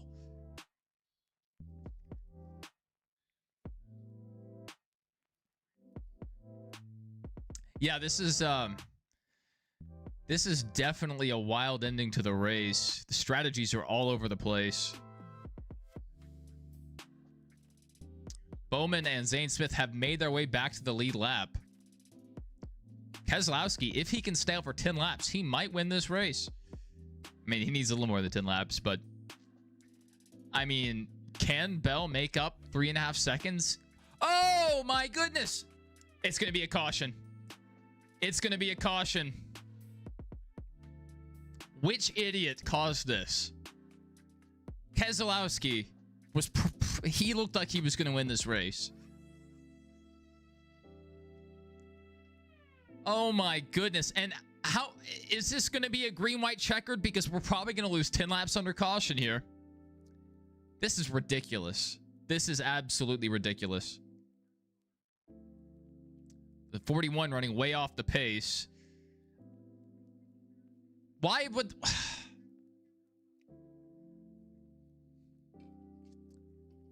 I don't know why the 41 was running in that groove that far off the pace.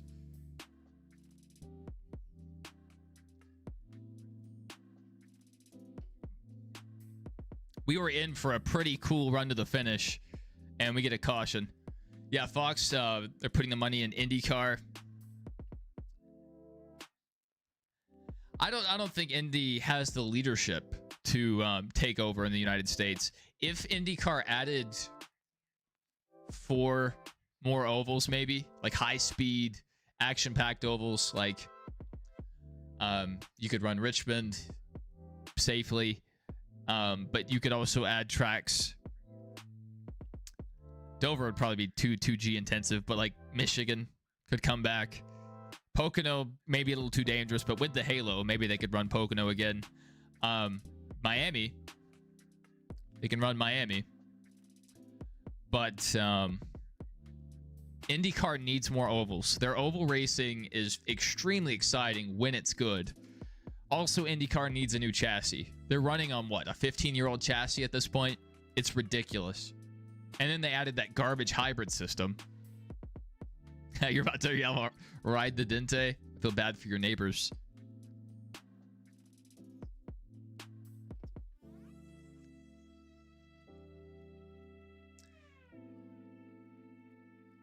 Oh, no. Well, Blaney's going to lose a ton of positions here.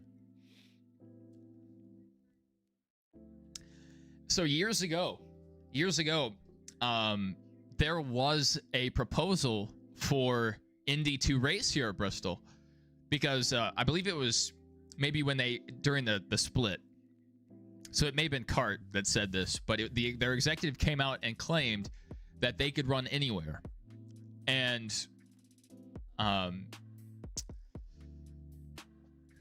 was it? It may have been Bruton Smith, but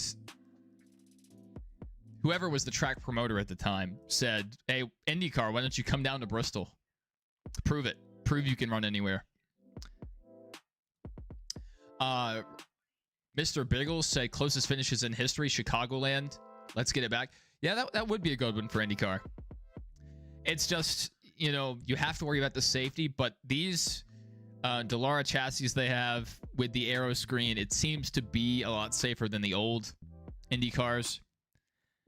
And you know, at some point you just have to make the decision. You know, racing is inherently dangerous, you know, so why try to completely avoid that? Because I mean, I know on iRacing, racing at places like Charlotte or Atlanta, it is the most white knuckle racing I've ever been involved in, because you're pretty much wide open around the track, running 2, sometimes 3 wide, inches apart in an open wheel car. It's terrifying. Yeah, Bowman pit, I don't know if he pit on the last caution, but he pit under green flag. So he didn't pit there. You're gonna yell it again for good measure. That's a good call there.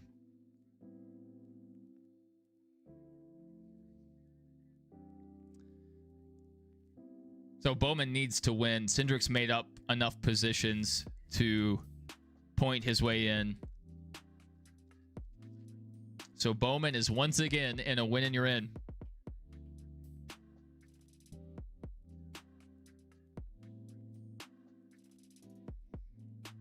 So out of these cars towards the rear, it disappoints me that Bowman is below these guys. Coming in earlier, I would have thought he would have got off pit road quick enough to gain the lead.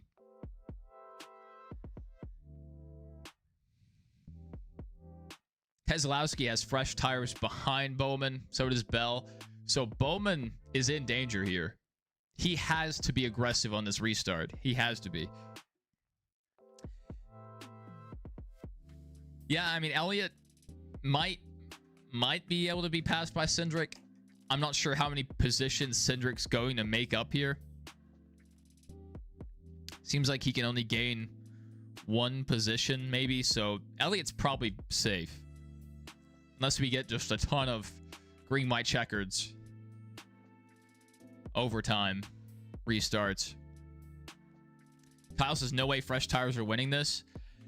If a couple of guys get into each other and it forces them up the track,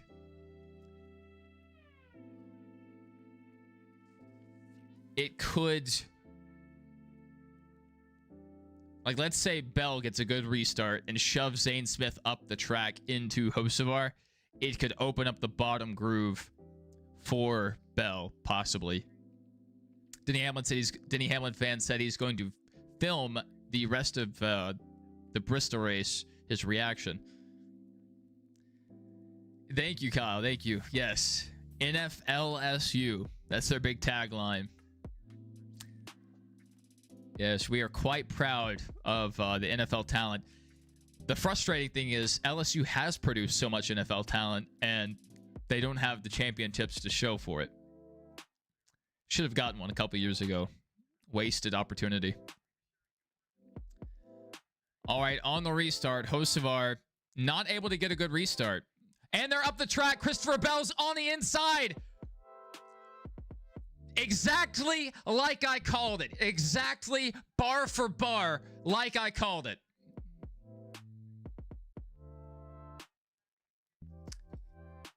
That's what I said.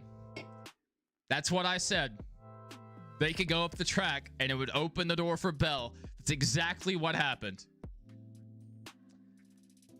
All right, can Brad run him down here?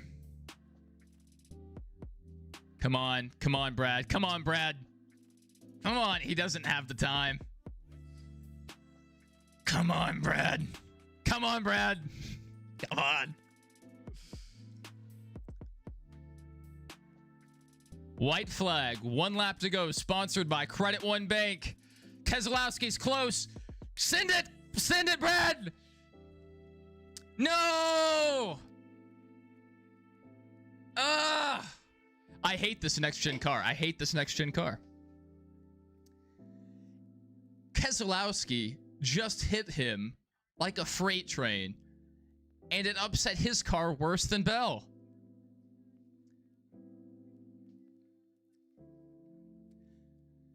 There's nothing he could do about it. His pit crew let him down. He ran a good season. He's still top 10 in the Winston Cup points, but you know, that's how it goes. You know, you get a 40-second pit stop at Darlington, and then you have another issue on pit road at Gateway, and then just a terrible car on top of that. So contact before the restart. Hocevar just did not get the start. That's exactly what I said would happen. 20 into the 38, 38 and 77 up the track. Door opens for the 20.